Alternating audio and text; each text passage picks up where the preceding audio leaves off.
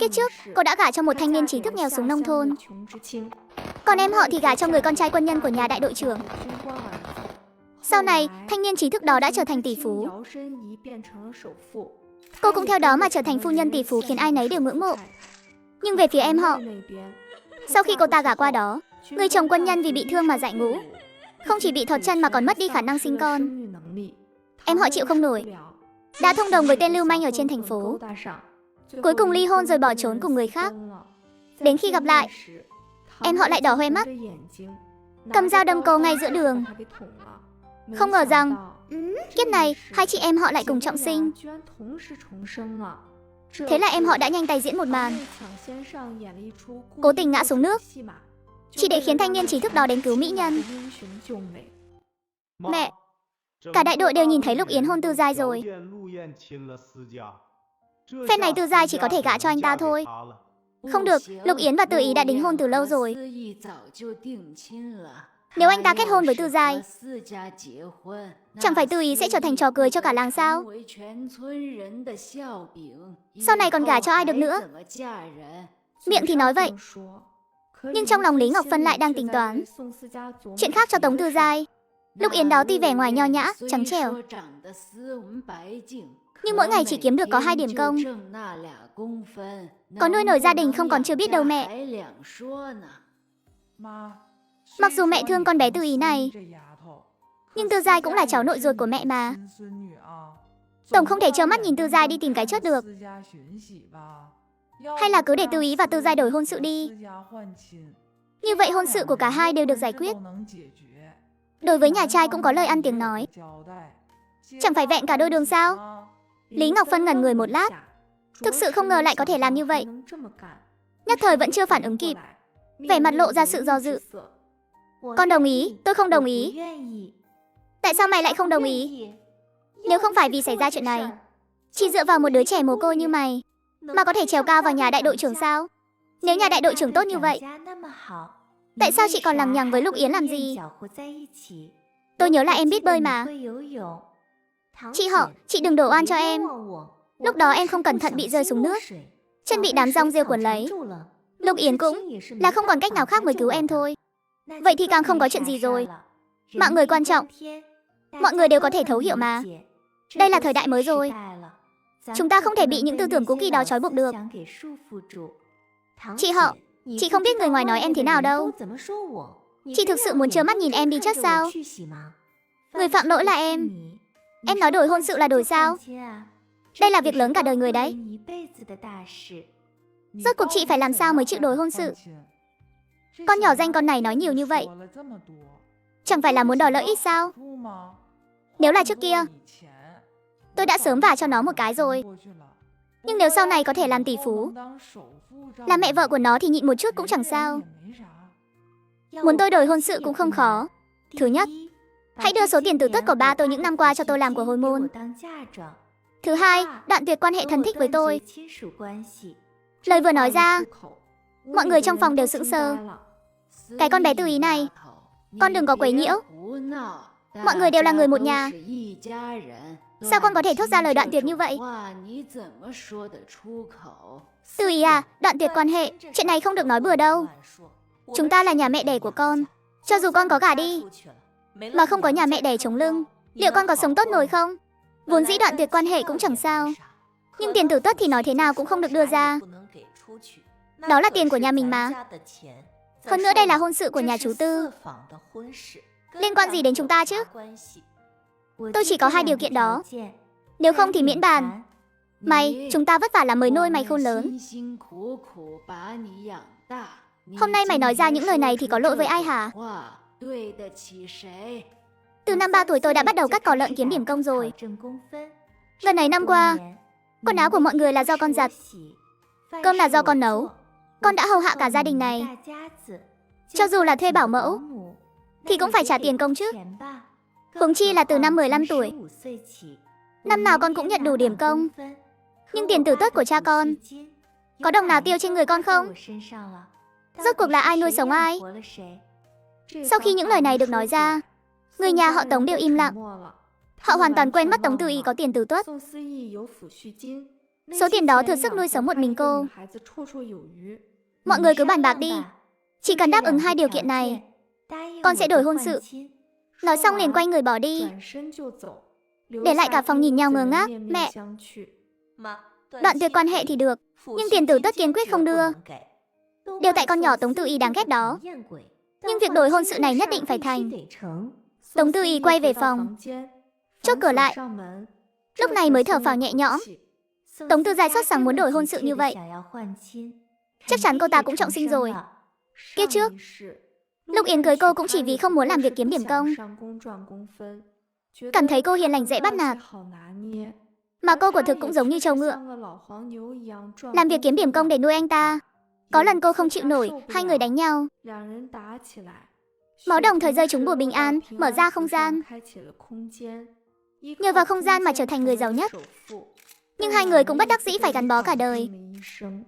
Nghĩ đến chiếc bùa bình an đó, Tống Tư Y vội vàng tháo nó ra khỏi cổ, tìm cây kéo châm vào ngón tay. Giọt máu vừa rơi xuống bùa bình an, chưa đầy 1 giây đã bị hấp thụ hết.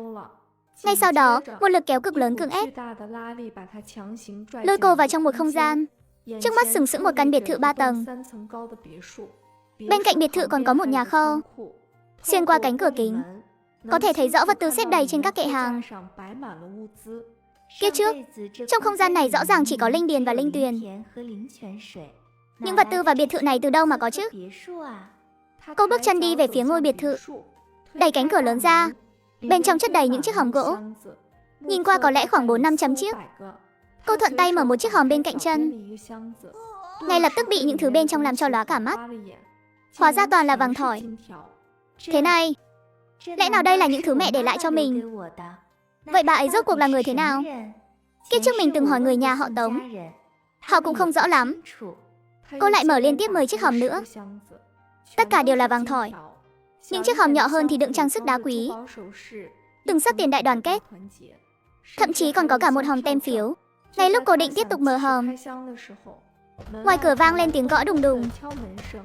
Cô vội vàng rời khỏi không gian. Sau khi ổn định lại cảm xúc liền mở cửa. Kiếp trước cô đã gả cho một thanh niên trí thức nghèo xuống nông thôn. Còn em họ thì gả cho con trai quân nhân của nhà đại đội trưởng. Sau này cô trở thành phu nhân của người giàu nhất. Nhưng cô em họ lại đâm cô ngay giữa đường. Không ngờ hai chị em lại cùng lúc trọng sinh.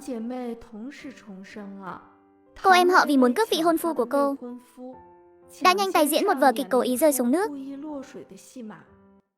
Đồ lỗ vốn, bà nội gọi chị lên nhà chính kìa. Chị là đồ lỗ vốn sao? Vậy thì chị của em là đồ lỗ vốn nhỏ. Mẹ em chính là đồ lỗ vốn già. Đau, chị buông em ra. Có chịu gọi chị ba không hả? Em gọi chị ba. Chị buông em ra đi. Nếu em còn dám vô lễ nữa, chị sẽ cho em một trận. Trước sự xin tha liên tục của Thiết Đản, Tống Tư Ý liền buông tay nó ra. Leo, đồ lỗ vốn. Em cứ gọi đấy. Ngay lúc nó định quay người bỏ chạy, Tống Tư Ý trực tiếp giơ chân đá một cái vào mông nó. Thiết Đản ngã sấp mặt, mà lại còn là ăn phải phân gà thật. Ngay khi nó định há miệng khóc lớn, em mà dám khóc, chị sẽ làm cho tất cả bọn trẻ trong đại đội đều biết mày ăn phân gà. Thiết Đản giống như bị bóp nghẹt cổ, lập tức ngậm miệng lại. Tống Tư Ý chẳng thèm quan tâm nó. Cô chắp tay sau lưng thong dong đi về phía gian chính. Con bé họ Tống kia, cháu phải nghĩ cho kỹ vào. Thật sự muốn đoạn tuyệt quan hệ sao? Cháu sẽ không còn chút quan hệ nào với nhà họ Tống nữa đâu. Cháu biết. Ôi, ta cũng mới nghe con bé Tư Giai kia nói, thằng nhóc Tạ Tĩnh Châu đó bị thương rồi. Cả đời này phương diện kia căn bản là không được nữa. Dù sao nó cũng là đứa con duy nhất của nhà lão Tam. Vốn dĩ ta cũng không muốn làm tuyệt tình như vậy. Nhưng con bé Tư Ý này chẳng biết ơn chút nào. Mở miệng ra là đòi một số tiền lớn như thế, còn muốn đoạn tuyệt quan hệ với chúng ta. Thế thì đừng trách ta nhẫn tâm. Tống Tư Ý nhìn ánh mắt của bà cụ, đại khái đoán được bà ta đang nghĩ gì. Chắc là Tống Tư Giai đã đem chuyện của Tạ Tĩnh Châu kể cho bà ta rồi. Con bé họ Tống, cháu nghĩ lại đi. Thật sự muốn đoạn tuyệt sao? Cháu sẽ không còn quan hệ gì với nhà họ Tống nữa. Tình hình trong nhà cháu cũng rõ rồi đấy. Căn bản không lấy ra nổi hơn 2.000 tệ đâu. Và lại, bao nhiêu năm nay cháu ăn ở đây, tao quyết định đưa cháu 800. Nếu cháu đồng ý thì quyết định vậy đi. Không đồng ý thì cũng chẳng còn cách nào khác. Nếu chọc giận bọn họ quá mức, có khi 1 đồng cũng không lấy được. Dù sao mối thù này sau này từ từ báo cũng được. Được thôi. Ký tên đi, tiền đâu? Đưa cho nó đi. Tôn Hồng Mai cực kỳ miễn cưỡng đưa tiền cho Tống Tư Ý. Tống Tư Ý đếm tiền ngay trước mặt mọi người. Người nhà họ Tống thấy vậy sắc mặt càng thêm khó coi. Đổi hôn sự là do mọi người quyết định. Nếu phía nhà trai không đồng ý, số tiền này tôi sẽ không trả lại đâu. Cháu cứ ký đi. Chuyện còn lại không cần cháu lo. Vậy thì tốt, dù sao có gả hay không cũng chẳng sao. Đã trải qua kiếp trước, tôi vốn đã không còn hy vọng gì vào hôn nhân nữa. Kiếp này thoát khỏi nhà họ Tống rồi, con có không gian để dựa vào. Ngày tháng chắc chắn sẽ không tệ. Đợi người nhà họ Tống ký tên xong, sau khi ẩn dấu vân tay, Tống Tư Ý cẩn thận cất tờ giấy đoạn thân vào túi. Chúng ta đi đến nhà đại đội trưởng. Vợ chồng Tôn Hồng Mai đi ra ngoài một lát rồi quay lại ngay. Nhìn biểu cảm trên mặt hai người là biết chuyện đã thành rồi. Ngày cưới không đổi, vẫn là 2 ngày sau. Nếu hôn sự đã đổi rồi, vậy sính lễ có phải cũng nên đổi lại không? Tư Ý, làm người thì đừng nên quá tham tiền như thế. Lời này của bác dâu cả không đúng rồi. Nếu hôn sự đã đổi, thì sính lễ tự nhiên cũng phải đổi. Chẳng lẽ còn muốn để em họ mang theo sính lễ của nhà đại đội trưởng gả cho Lục Yến hay sao? Con nhỏ này, sớm muộn gì cũng phải cho mày biết tay. Đưa sính lễ cho nó đi. Tống Tư Giai nghiến chặt răng. Nhưng để trở thành phu nhân tỷ phú, cô ta vẫn nghiến răng đổi lại.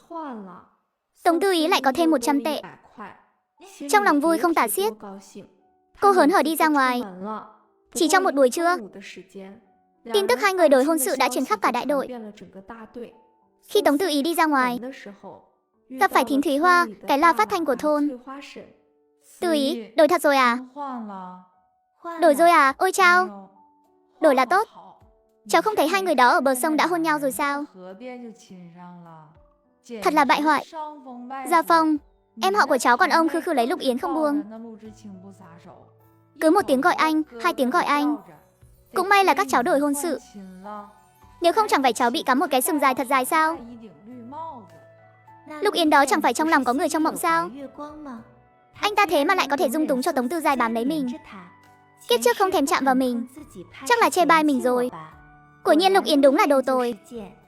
Còn bày đặt giả vờ tình thâm. Thím Thúy Hoa vẫn còn liên thuyên không dứt, nhưng lại bị Tống Tư Giai đang đuổi kịp từ phía sau nghe thấy hết. Chị họ à, chuyện hai chúng ta đổi hôn sự chị cũng đã đồng ý rồi. Sao chị có thể ở bên ngoài nói bậy bạ như vậy chứ? Giọng của cô ta không hề nhỏ, nhanh chóng thu hút ánh nhìn của không ít người xung quanh. Em bị rơi xuống nước là ngoài ý muốn. Lục Yến cứu em là chuyện bất đắc dĩ. Để chị họ đồng ý chuyện đổi hôn sự trong nhà. Đã bồi thường cho chị 800 tệ rồi, chị họ còn muốn thế nào nữa? Chị bịa đặt về em như vậy, chị là muốn em phải chốt sao? Mọi người vừa nghe nói đã bồi thường cho Tống Tư Ý 800 tệ. Những người vốn dĩ còn thấy Tống Tư Giai không đúng, lập tức quay sang nhìn Tống Tư Ý, ánh mắt như thể đang nhìn một miếng thịt béo bở sáng loáng. Dám lấy 800 tệ đó, tôi sẽ khiến danh tiếng của chị trong đại đội hoàn toàn bị hủy hoại. Nghe những tiếng xì xào bàn tán xung quanh, Tống Tư Ý lại chẳng có cảm giác gì. Con người chính là như vậy. Khi bạn yếu thế họ sẽ thương hại bạn, nhưng khi bạn không còn yếu thế nữa, họ cũng vẫn có thể quay lại giẫm đạp bạn. Thậm chí còn tàn nhẫn hơn. Năm 3 tuổi tôi trở về nhà họ Tống. Cha tôi mỗi tháng đều gửi 20 tệ tiền trợ cấp về.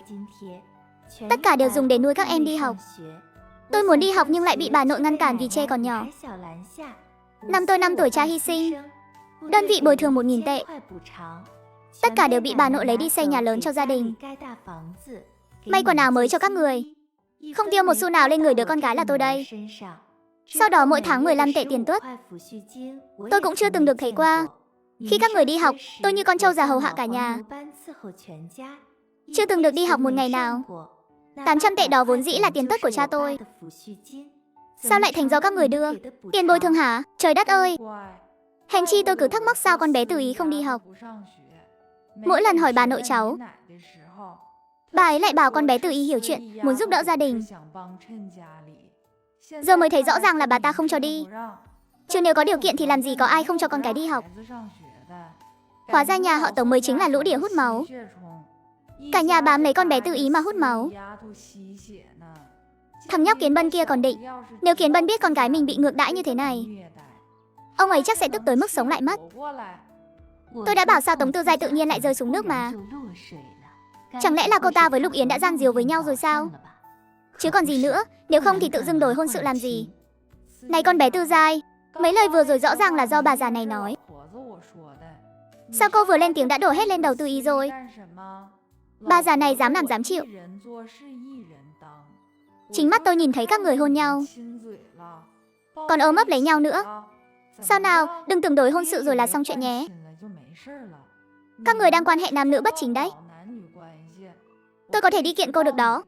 Tôn Hồng Mai nghe thấy thế thì hoảng hốt, vứt liềm xuống rồi lao tới. Tao đánh chết cái đồ lẳng lơ nhà mụ. Cho mụ cái tội mồm mép điêu ngoa, dám bôi nhọ danh dự con gái tao. Bà đây mà sợ mụ chắc. Dám làm mà còn không cho người ta nói à? Đúng là một lũ hút máu. Chuyện ầm ĩ ra nông nỗi này, cô hài lòng chưa? Đã là người sống lại một lần rồi, còn sợ cái quái gì nữa? Trước đây Tống Tư Giai bắt nạt mình thế nào thì mình sẽ bắt nạt lại như thế nấy. Tống Tư Ý lao tới, đè Tống Tư Giai xuống đấm túi bụi. Người nhà họ Tống định thần lại, vội vàng lao vào cứu người. Lâm Huệ và hai người chị dâu vẻ ngoài thì là can ngăn, nhưng thực chất là đang bênh vực thiên vị. Thỉnh thoảng còn lén lút véo Tống Tư Ý mấy cái. Ôi trời, đừng đánh nữa, đều là người một nhà cả mà. Đừng đánh nữa, cô dám đánh tôi à? Tôi sẽ không tha cho cô đâu. Giọng của cô ta nhọn hoắt và chói tai. Những người xung quanh thì nhìn nhau ngơ ngác. Đây liệu có còn là cô nàng Tống Tư Giai dịu dàng nết na mà họ từng biết không? Các người làm loạn đủ chưa hả? Tống Kiến Thiết giơ tay định đánh Tống Tư Ý. Ngay khi cái tát sắp rơi xuống mặt cô thì một bàn tay lớn đã gạt tay Tống Kiến Thiết ra. Đại đội trưởng đến rồi. Đang làm loạn cái gì thế hả? Đại đội trưởng, người nhà họ Tống cậy đông người, đang định ức hiếp tôi đến chết đây này. Con bé Tống Tư Ý à? Đại đội trưởng, là họ bắt nạt con không muốn sống nữa. Rốt cuộc là có chuyện gì? Đại đội trưởng, tôi biết nè. Tôi biết rõ lắm, không cần đại đội trưởng phải gọi tên hỏi đâu. Thím Thúy Hoa liền nhanh nhào kể lại toàn bộ đầu đuôi sự việc. Mụ già kia, bà đừng có nói bậy, tôi xé nát miệng bà bây giờ. Tôi cứ nói đấy. Có giỏi thì bà làm người cho ra hồn đi. Đủ rồi, còn cãi nhau nữa là trừ thẳng điểm công ích đấy. Hai bên vừa nghe thấy thế, lập tức im bặt. Tống Tư Giai hận đến nghiến răng nghiến lợi. Không ngờ Tạ Tính Châu lại bảo vệ Tống Tư Ý. Dựa vào cái gì chứ, đại đội trưởng? Tống Tư Ý đánh mặt cháu ra nông nỗi này. Chị ta phải bồi thường tiền. Đúng, phải bồi thường tiền. Nếu không chuyện này sẽ không xong đâu. Đại đội trưởng, đều là lỗi của con. Con không nên đòi họ tiền tử tuất. Cũng tại con làm lỡ thời gian làm việc của mọi người. Con còn chưa nói hết. Ánh mắt Tống Tư Ý chợt đờ đẫn, rồi ngã nhào xuống đất. Tạ Tĩnh Châu trong lòng hoảng hốt, đang định bế cô đi gặp bác sĩ thì khóe mắt liếc thấy lông mi cô khẽ rung rinh. Anh thầm hiểu ý. Phi, ba con đòi bồi thường à? Đừng tưởng tôi không nhìn thấy. Cả nhà ba người các người súng vào đánh một mình con bé Tư Ý.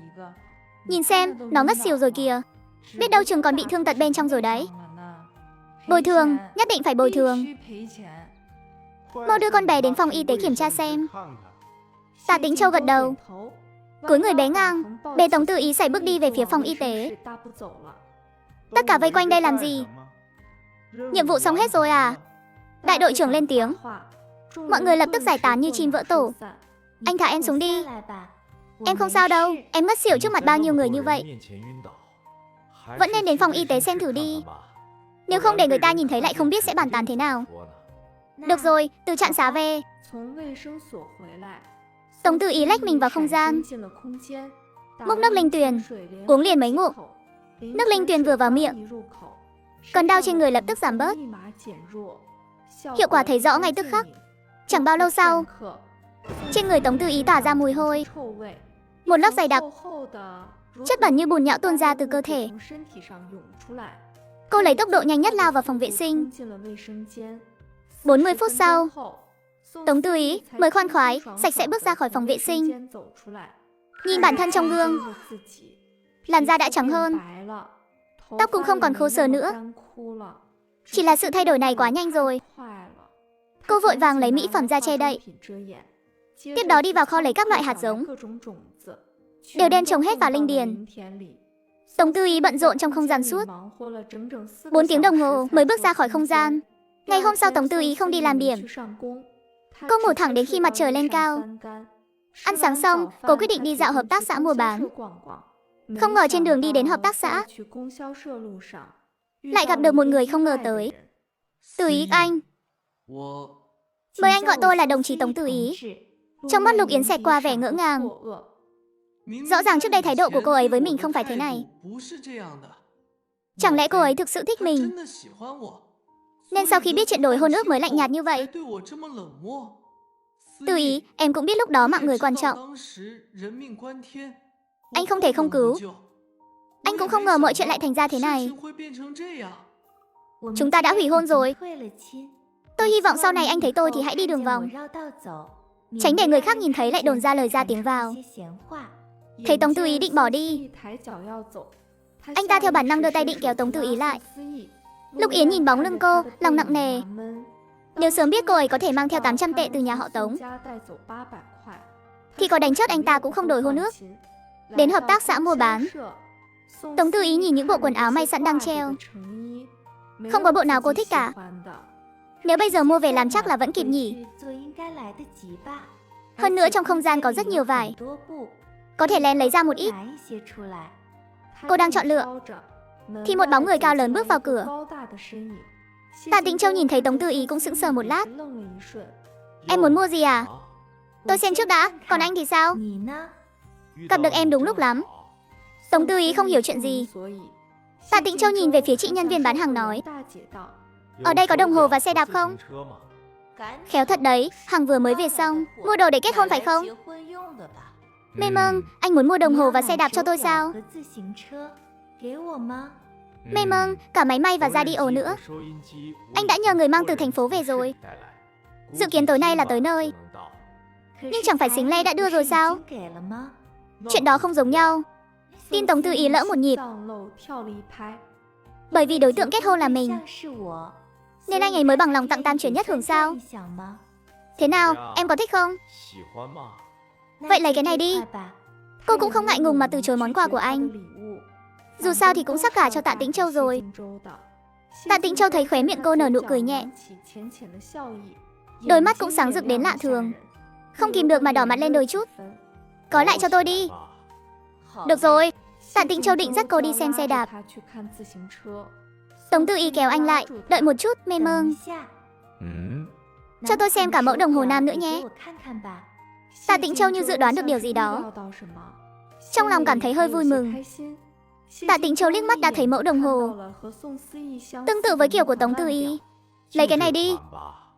Hai người đi chọn một chiếc xe đạp. Sau khi rời khỏi hợp tác xã Cung Tiêu, Tạ Tĩnh Châu đeo đồng hồ cho Tống Tư Ý. Hay là để tôi cũng đeo cho anh nhé? Được. Hai người đến tiệm cơm quốc doanh ăn cơm rồi trở về thôn. Chưa đầy nửa tiếng sau, chuyện Tạ Tĩnh Châu mua xe đạp cho Tống Tư Ý làm Xính Lê đã truyền khắp cả đại đội. Em gái ghen tị với vị hôn phu của chị gái, người đã mua xe đạp cho chị gái làm xính lễ, nên đã tìm tên lưu manh trong thôn đến trộm đồ của chị. Tạ Tĩnh Châu đưa người đến tận cửa rồi quay về. Nhà họ Tống vốn dĩ đang ăn cơm, nghe thấy có người đã về, lần lượt chạy ra xem xe đạp. Tạ Tĩnh Châu đời đại tốt thật đấy. Kiếp trước chẳng thấy anh ta mua cho mình. Đúng là rước phải kẻ thọt. Tên đàn ông tồi tệ cả đời tuyệt tự tuyệt tôn. Những người khác nhà họ Tống sắc mặt phức tạp. Đây là chiếc xe đạp thứ hai trong cả đại đội. Tống Tư Y thế mà lại có được diễm phúc này. Theo như hiện tại thấy thì Tạ Tĩnh Châu cũng khá khiến tôi hài lòng. Không biết nước linh tuyền có tác dụng với vết thương của anh ấy không? Chỉ nghe nói anh ấy bị thương ở chân, nhưng bình thường đi đường cũng không thấy rõ lắm. Còn về chuyện ấy nữa, cũng không biết nước linh tuyền có chữa khỏi được không. Thật ra tôi cũng khá muốn có một đứa con. Nếu anh ấy thực sự không được, vậy thì nhận nuôi một đứa vậy. Phía bên kia, khi Tạ Tĩnh Châu về đến nhà họ Tạ cũng đang ăn cơm. Ồ, chú rể sắp cưới của chúng ta đã về rồi đấy à? Chuyện mua xe đạp này đã truyền khắp cả đại đội rồi. Chú Tư thật là vẻ vang quá đi. Vương Quế Hoa, con nói bóng gió cái gì vậy? Con nhất định phải tìm vận xui vào ngày đại hỷ này sao? Có phải muốn ăn đòn không? Con nói có gì sai đâu chứ? Cũng đều là con dâu cả. Dựa vào cái gì mà chú Tư cưới vợ vừa có 100 đồng sính lễ, lại vừa có cả xe đạp, mà chúng con chỉ có mỗi 50 đồng. Chẳng lẽ chúng con lại kém cạnh Tống Tư Y hay sao? Đúng không chị dâu cả? Tống Tư Y chỉ là một thôn nữ không biết lấy một chữ bẻ đôi. Còn chẳng bằng con nữa là tiền cưới vợ cho con trai bà là nó dùng mạng đổi về đấy. Nó muốn mua gì cho vợ nó thì mua cái đó. Có bản lĩnh thì thím cũng bảo người đàn ông của thím ra chiến trường mà kiếm. Bộ tam chuyển nhất hưởng về đây. Tôi có ngăn cản các người không? Sính lễ mà bà già này lấy từ quỹ chung đều như nhau cả. Về điểm này thì không ai có thể nói được gì. Vương Quế Hoa, cô suốt ngày cứ lải nhải. Có thời gian đi ghen tị với người khác. Sao không thấy cô kiếm đủ điểm công nhật về đây? Cô có ý kiến gì thì cũng nhịn xuống cho tôi. Nếu thật sự không chịu nổi thì cô cứ về nhà mẹ đẻ đi. Con mặc dù không ở nhà kiếm điểm công nhật, nhưng mỗi tháng số tiền con nộp về cũng đã đủ rồi. Con dùng tiền của mình để sắm sửa cho vợ tương lai, chuẩn bị một chút sính lễ, cũng không cần chị dâu hai phải đồng ý. Lao Tứ, con đừng nghe chị dâu hai của con nói bậy. Tiền của riêng con, sao chúng ta có thể có ý kiến được? Lão Nhị nói đúng đấy. Lão Tứ vừa mới bị thương trở về. Nếu như ngay cả việc mua cái xe đạp cho vợ tương lai cũng bị nói ra nói vào, thì đúng là không còn lương tâm nữa. Hừ, chỉ có nó là lắm chuyện, sớm đã không vừa mắt nó rồi. Vợ mình hiện tại chưa mang thai mà chẳng ít lần bị nó nói. Vậy mà nó còn dám bắt mặt. Hỏi vợ ăn thịt thì anh cũng ăn à? Chị dâu hai của con, cái miệng cô ta hơi độc địa một chút. Con đừng chấp nhận với cô ta. Chú thật sự nên quản lý em dâu hai đi. Nếu không sớm muộn gì cũng vì cái miệng đó mà làm tổn thương tình cảm anh em chúng ta. Thôi được rồi, mỗi người bớt nói vài câu đi. Các con trong lòng hiểu rõ là được. Cả gia đình chúng ta mặc dù chưa chia gia tài, nhưng cha và mẹ cũng không yêu cầu các con phải nộp từng đồng một vào công quỹ trong nhà. Còn về việc kiếm được bao nhiêu tiền, tiết kiệm được bao nhiêu tiền, thì cứ dựa vào bản lĩnh của mỗi người mà nói chuyện. Đừng để giữa anh em lại nảy sinh lời oán hận. Nếu thật sự có ngày đó, đừng trách cha không nhận các con nữa. Ba anh em nhà họ Tạ lập tức ngồi ngay ngắn chỉnh tề, thần sắc nghiêm lại. Con biết rồi thưa cha, chúng con là do cha và mẹ đích thân nuôi dạy trưởng thành. Lẽ nào còn có thể hư hỏng được sao? Hừ, cái này cũng khó nói lắm. Đừng để đến lúc đó có người bị ai đó thổi gió bên gối, rồi lại quên sạch sành xanh mọi thứ. Mẹ, con sai rồi. Đều tại con vừa rồi mở miệng hơi chậm, mới để Quế Hoa nói ra những lời như vậy. Mẹ yên tâm, con sẽ nói chuyện hẳn hoi với cô ấy. Ban đầu mẹ đã không đồng ý nó lấy Vương Quế Hoa. Bây giờ thì hay rồi. Đúng là một kẻ gây chuyện, kinh ngạc. Nhưng dù sao con cũng sinh rồi, cũng đành phải chấp nhận thôi. Đợi hai đứa nhỏ về con hãy chú ý một chút. Nếu để Vương Quế Hoa dạy hư hai đứa trẻ, mẹ bảo đảm sẽ đánh gãy chân con. Vừa nhắc đến con cái, ánh mắt của Triệu Mỹ Hà tối sầm lại vài phần. Theo bản năng sờ lên bụng mình. Tạ Tĩnh Châu cầm đũa lên, tay rất vô tình để lộ chiếc đồng hồ mới. Lão Tứ, em đổi đồng hồ mới à? Từ ý mua cho anh đấy. Tạ Lâm Thành và Tạ Văn Hoa nhìn mà ngưỡng mộ đến ngây cả mắt. Em dâu hào phóng thật đấy. Con là hiệu Thượng Hải nữa. Có gì mà khoe khoang chứ? Hồi đó lúc chúng tôi kết hôn, chị dâu cả của các chú cũng mua cho tôi rồi. Hồi đó không biết là ai, gặp ai cũng khoe là chị dâu mua đồng hồ cho. Tạ Lâm Thành sờ sờ mũi, hơi ngượng ngùng. Triệu Mỹ Hà và mọi người đều cười. Hai ông bà nhìn nhau. thầm thấy may mắn. May mà đã đổi hôn sự. Cái cô Tống Tư Giai đó nhìn trông chẳng phải hạng người tốt lành gì. Ngày hôm sau, Tống Tư Ý cả ngày đều ở nhà may quần áo. Buổi tối cô đi ngủ từ sớm. Trong lúc mơ màng nghe thấy tiếng sột soạt. Cô mở mắt ra, cảm thấy âm thanh ở ngay trong phòng mình. Toàn thân lạnh toát. Cô vừa động ý nghĩ, lấy từ trong không gian ra đèn pin và gậy, lặng lẽ xoay người xuống giường. Bất kể người tới là ai, cô vung gậy đánh ngất người đó. Bật đèn pin lên, nhìn người đang nằm trên mặt đất. Là Nhị trụ tử, tên lưu manh nổi tiếng trong thôn. Hắn rất ít khi hoạt động trong thôn. Chẳng lẽ là nghe tin mình có 800 tệ sao? Nhưng nhà họ Tống đông người như vậy, sao lại không nghe thấy tiếng động nào chứ? Cô đưa người đó vào trong không gian, sau đó cũng lắc mình đi vào.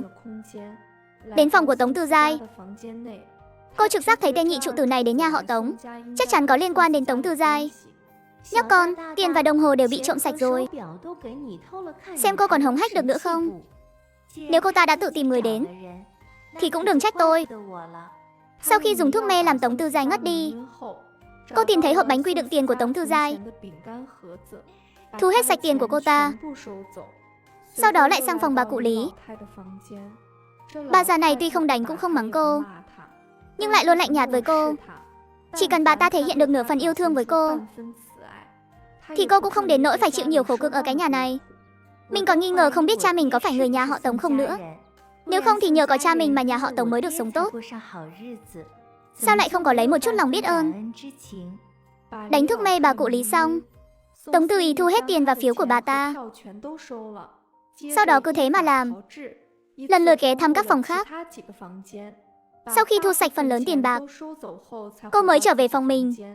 Cô kiểm kê lại tài sản vừa thu được. Không ngờ lại có tới 1.500 tệ. Ngoài ra còn có một chiếc vòng vàng và một chiếc vòng bạc.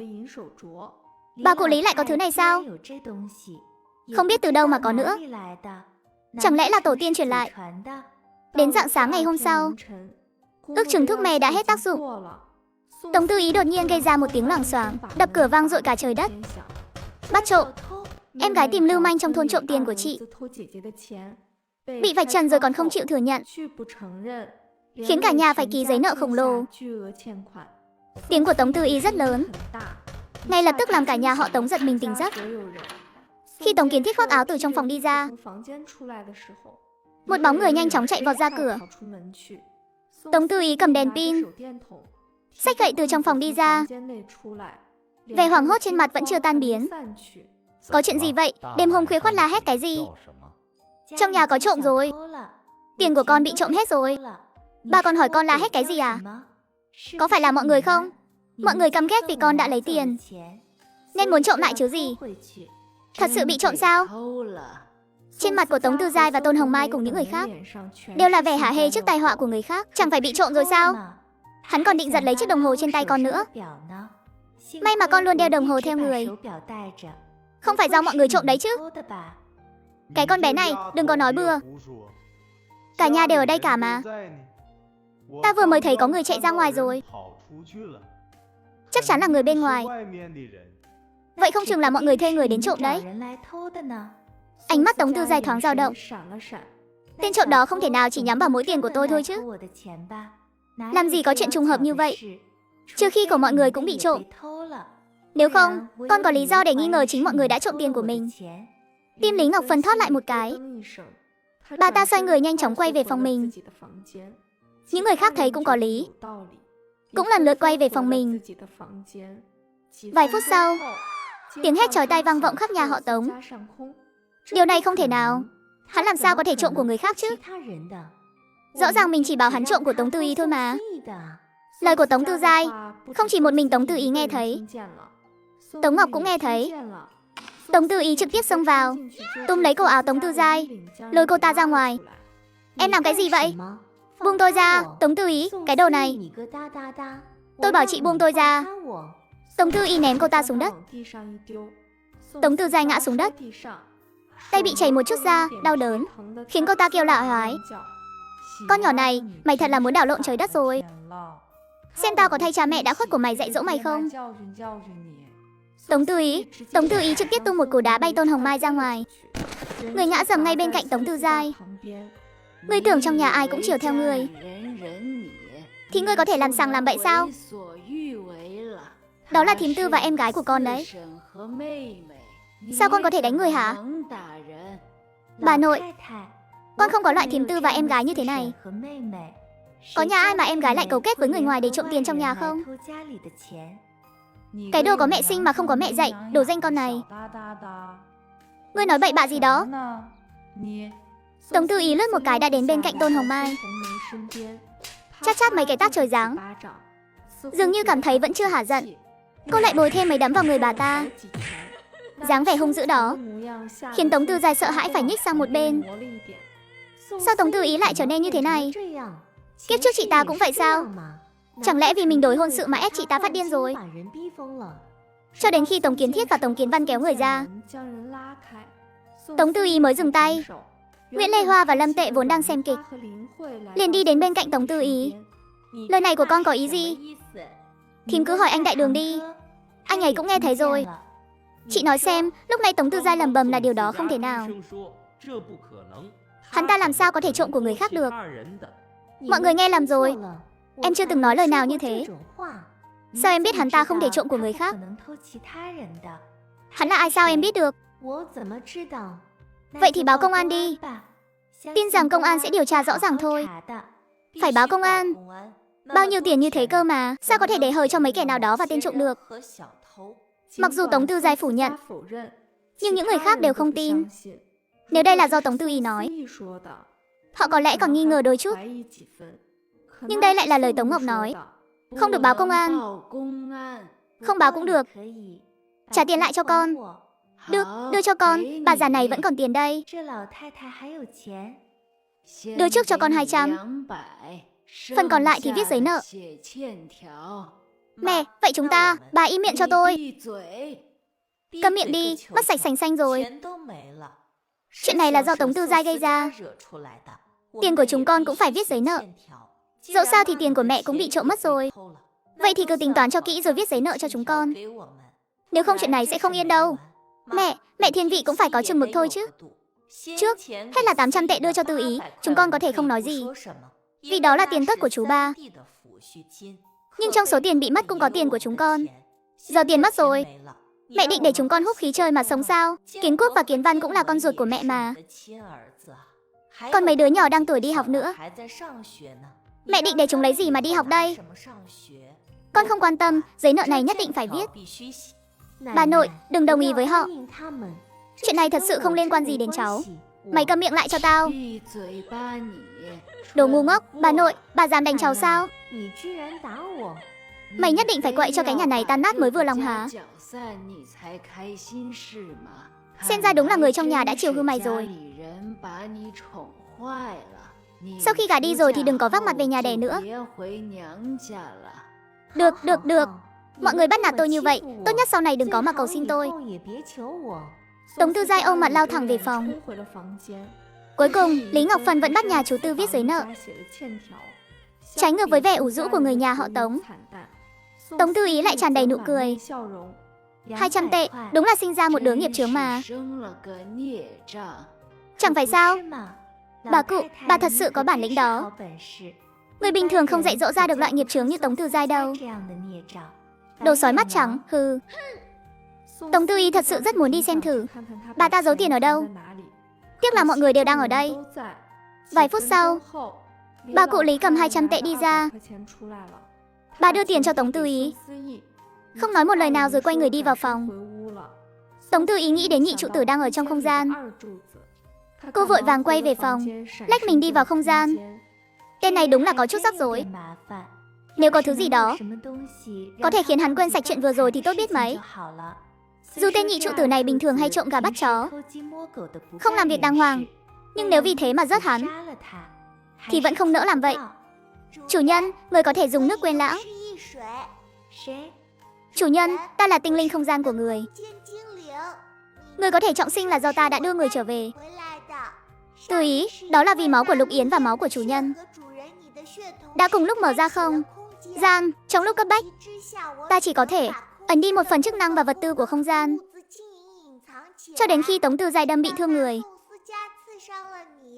Một lượng máu lớn chảy vào bùa bình an.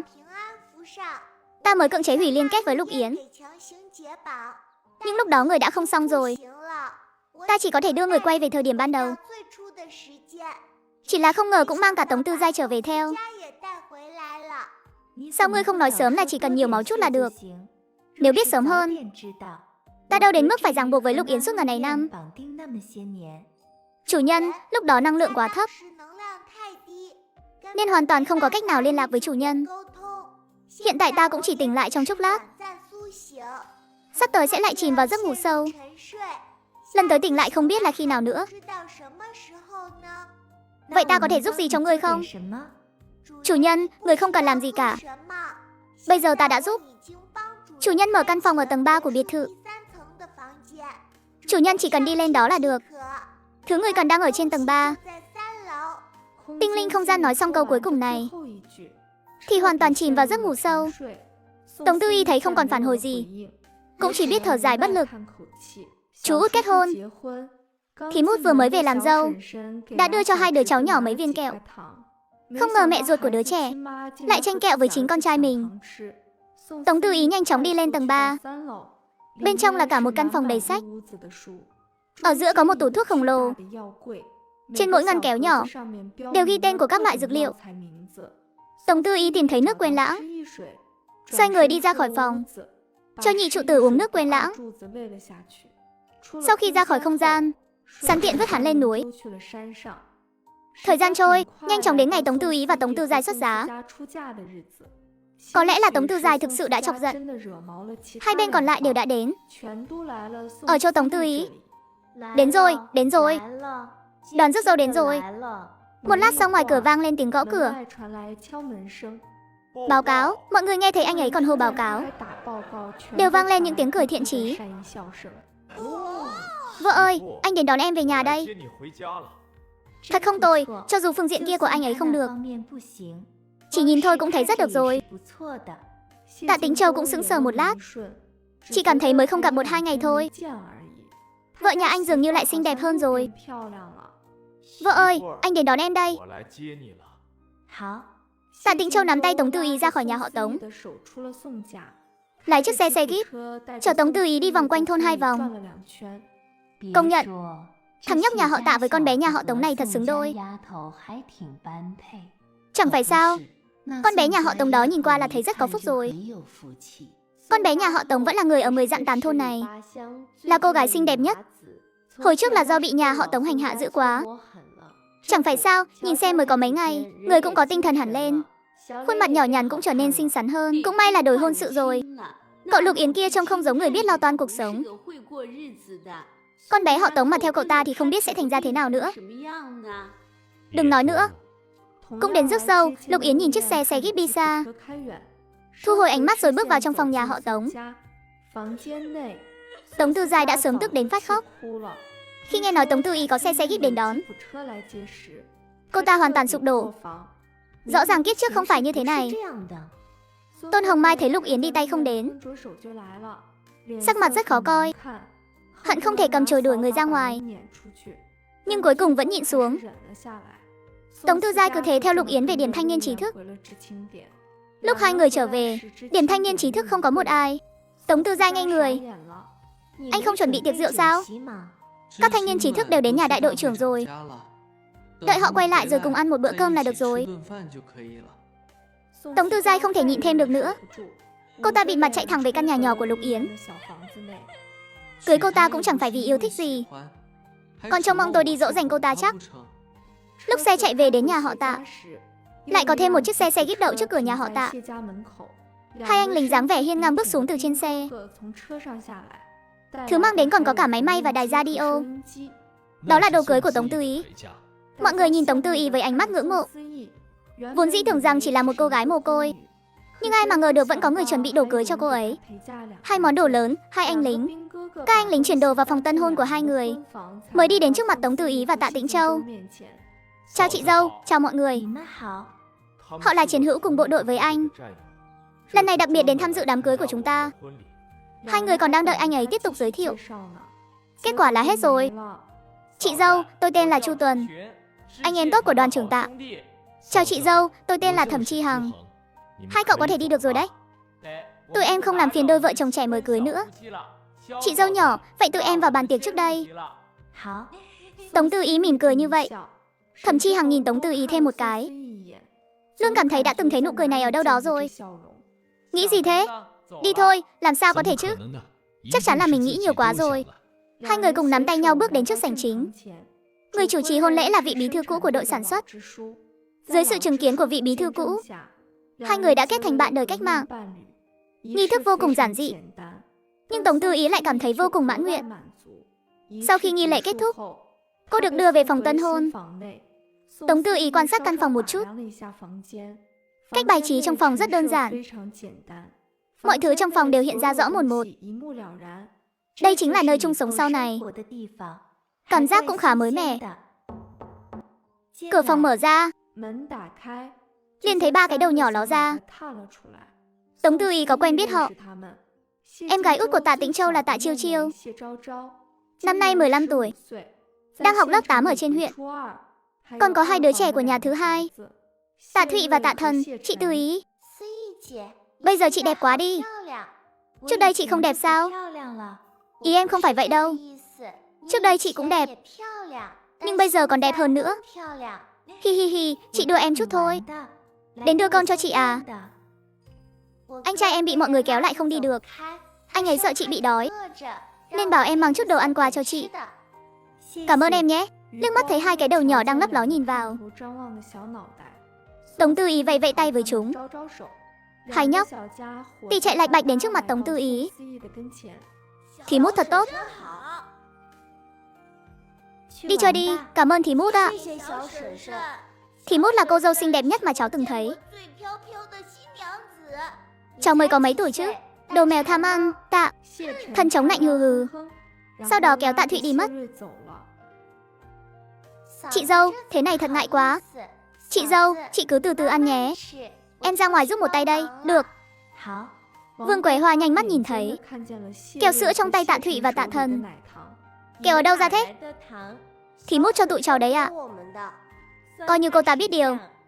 Vương Quế Hoa, cô có biết xấu hổ không hả? Kẹo của trẻ con mà cô cũng cướp à? Trả lại cho chúng nó đi, mẹ. Trẻ con ăn nhiều kẹo quá cũng không tốt. Con chỉ là giúp chúng nó giữ hộ thôi. Sợ là đầu óc cô có vấn đề rồi. Nói như thể ngày nào cô cũng cho chúng ăn kẹo không bằng. Đừng để bà già này phải tát cô vào ngày đại hỷ này. Mau lấy ra đây. Vương Quế Hoa không tình nguyện trả lại kẹo cho hai nhóc tì. Có người mẹ như cô, đúng là phúc phận của hai đứa nó. Đại Bảo, Nhị Bảo, đi thôi. Tạ Chiêu Chiêu đứng cách đó không xa. Tạ Chiêu Chiêu và con thứ ba nhà họ Tạ là Tạ Dung Dung thấy vậy, cảm thấy rất khinh bỉ. Làm gì có ai lại đi tranh đồ ăn với trẻ con chứ? Lại còn là mẹ ruột nữa. Tống Tư Ý ngồi thấy nhàm chán, đành dùng ý thức đi vào không gian để trồng trọt. Cô say mê trồng trọt đến mức không thể dứt ra được, đến mức sự náo nhiệt bên ngoài dần dần tan đi. Cô cũng không hề hay biết. Tạ Tĩnh Châu đẩy cửa bước vào thì nhìn thấy dáng vẻ đang buồn ngủ của vợ mình. Anh nhẹ chân nhẹ tay đi đến bên cạnh cô ngồi xuống. Anh về rồi à? Anh xong việc chưa?